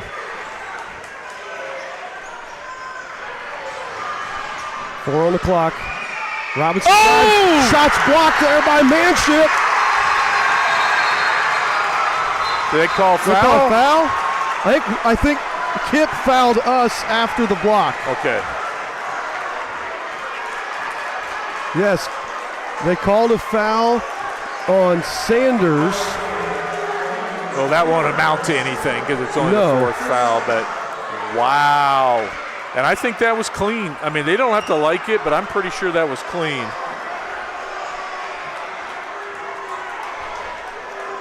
What a gutsy play. No, what are they? Oh, they did call the foul. No, they. Oh, okay, we've got to take it in. We got to inbound it. Okay. So right there, yeah, that's the correct call if we watch it again. Although our camera's jerky, so it's kind of hard to tell. But Sanders grabbed Stevens there, and that's what it was. So that was the foul. Big block there by Luke Manship. Okay, here's where we run sail or Vegas, right? And we're going to set some picks, and I would send somebody deep and throw. All I got to do is touch it, right? All you got to do is touch it. 1.3 seconds left here. If you throw it deep and make sure that somebody can touch it, then at worst you're talking about they got to get a steal and a heave. Yeah. You know what? I don't even know. With that little bit of time, you could even throw it short. Just throw it up to some guy and have like Luke volleyball set it up in the air, right? Yep. You don't even have to catch it clean. Nope. You just got to keep it from going out of bounds. Exactly. There we go. Now we're going to have volleyball plays for basketball. In basketball. Everything is infiltrating the inbound plays. I like to feel like we were on the cutting edge of that. So 1.3 seconds here. Royals on top by 2. Nobody's guarding Landon Loring, which is okay, now they are. It's like that's an interesting take there. Send Zach deep. They're going to get Robinson grabbing Loring before the Well, then now inbound. He's going to shoot, and that was actually not a smart play.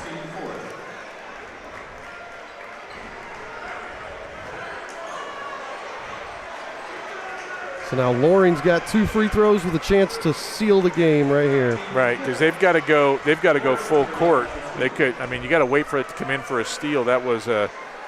But if he hits them both, it's a 4-point game and nothing. Right. But that's what I mean. Like, this is not. It's effectively over even if he misses.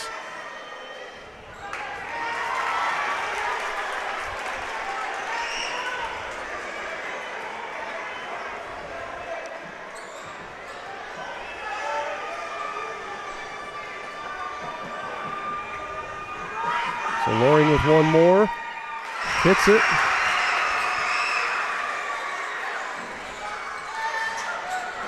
Cassiotti with the heave. And that one's going to fall too strong.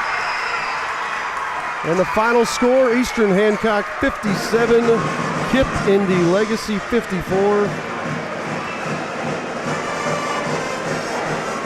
And that huge three-pointer by Zach Stevens there late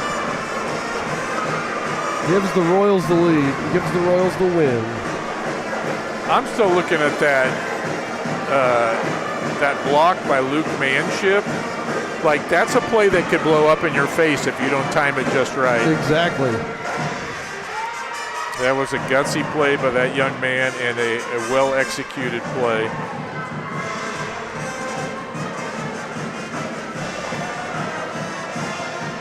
So we're going to take a quick break here. We'll be back with the 9-star post-game show and final stats and our Paxton Farms player of the game when we return. Some see a wrestling match.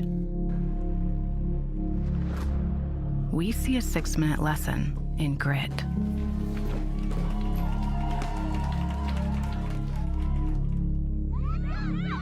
Some see a coach sending a runner home.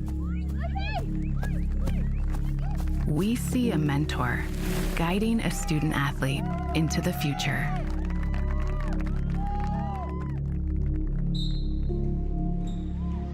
Some see a volleyball match.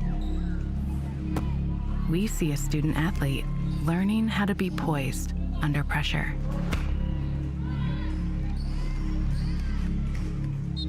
Some see a high school football stadium.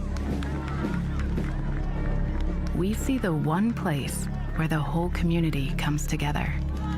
Proud to keep education in front of athletics since 1903. All right, we're back here. Final stats and the 9-star post-game show. Eastern Hancock is victorious 57-54 over the KIPP Indy Legacy Pride. Eastern Hancock will move their record to 10-8 on the season. KIPP will fall to 8-12 here on the season. I'll go first with stats for the Pride. They were led in scoring by Ethan Cassiotti with 17. Shalon Robinson had 14. Nick Mapp 13. Jaden Sanders 6, and Nate Bell rounded it out with 2. For the Royals, we were led by Landon Loring's 15.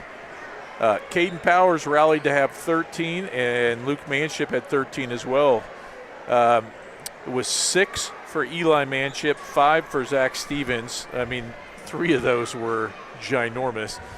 Caleb Rutherford had 2, Brendan Trueblood had 2, and Luke Lewis had 1. Rebound-wise, unofficially, Luke had 7 rebounds. Caden had 6, Brendan had 5, and Eli had 5, and several guys with some steals and assists as well. Well, we did not shoot the 3 well. I don't have the final percentages. My daughter took my phone, so I don't have it. But, one of the key differences in the game was at the line. I kept talking about it. KIPP was 7 of 17 from the free throw line tonight. Eastern Hancock 19 of 24. Yep. Here's our final official stats here. Caden Powers, 13 points, 7 boards, 2 steals. Luke Manship wound up with 8, Eli with 5, Trueblood had 5. Not a lot of assists tonight. No, that was kind of the only negative there, but 3-point shooting, 0% in the first half, 26% in the second, so 17%, 4 of 23 shooting the 3. KIPP was not much better, 5 of 21. But again, you look at that free throw shooting, 41% for KIPP and 79% for us. I think there's your difference in the game right there. We outscored them by 12. Who's your Paxton Farms player of the game here, Scott? That's hard. I don't think anybody had a great game, but we had a lot of guys had good games. I'm leaning towards Landon just because I like to see him get back to that where he can be a difference maker. Mm-hmm. I'm missing him for that, roughly month, 6 weeks. You notice his difference, and he made some big plays when other guys were struggling to get going. So I would lean toward Landon. Okay, Landon Loring, our Paxton Farms Sweet Corn player of the game. And like you said, everybody had moments. Luke Manship has a huge block. Zach Stevens has a huge 3. You have guys step up and have big moments, but yeah, just kind of, I think both coaches, we talked about it a little bit earlier, this was an entertaining game, but I think both coaches are going to look at this and say, we got to get better. Yep, we got to get better.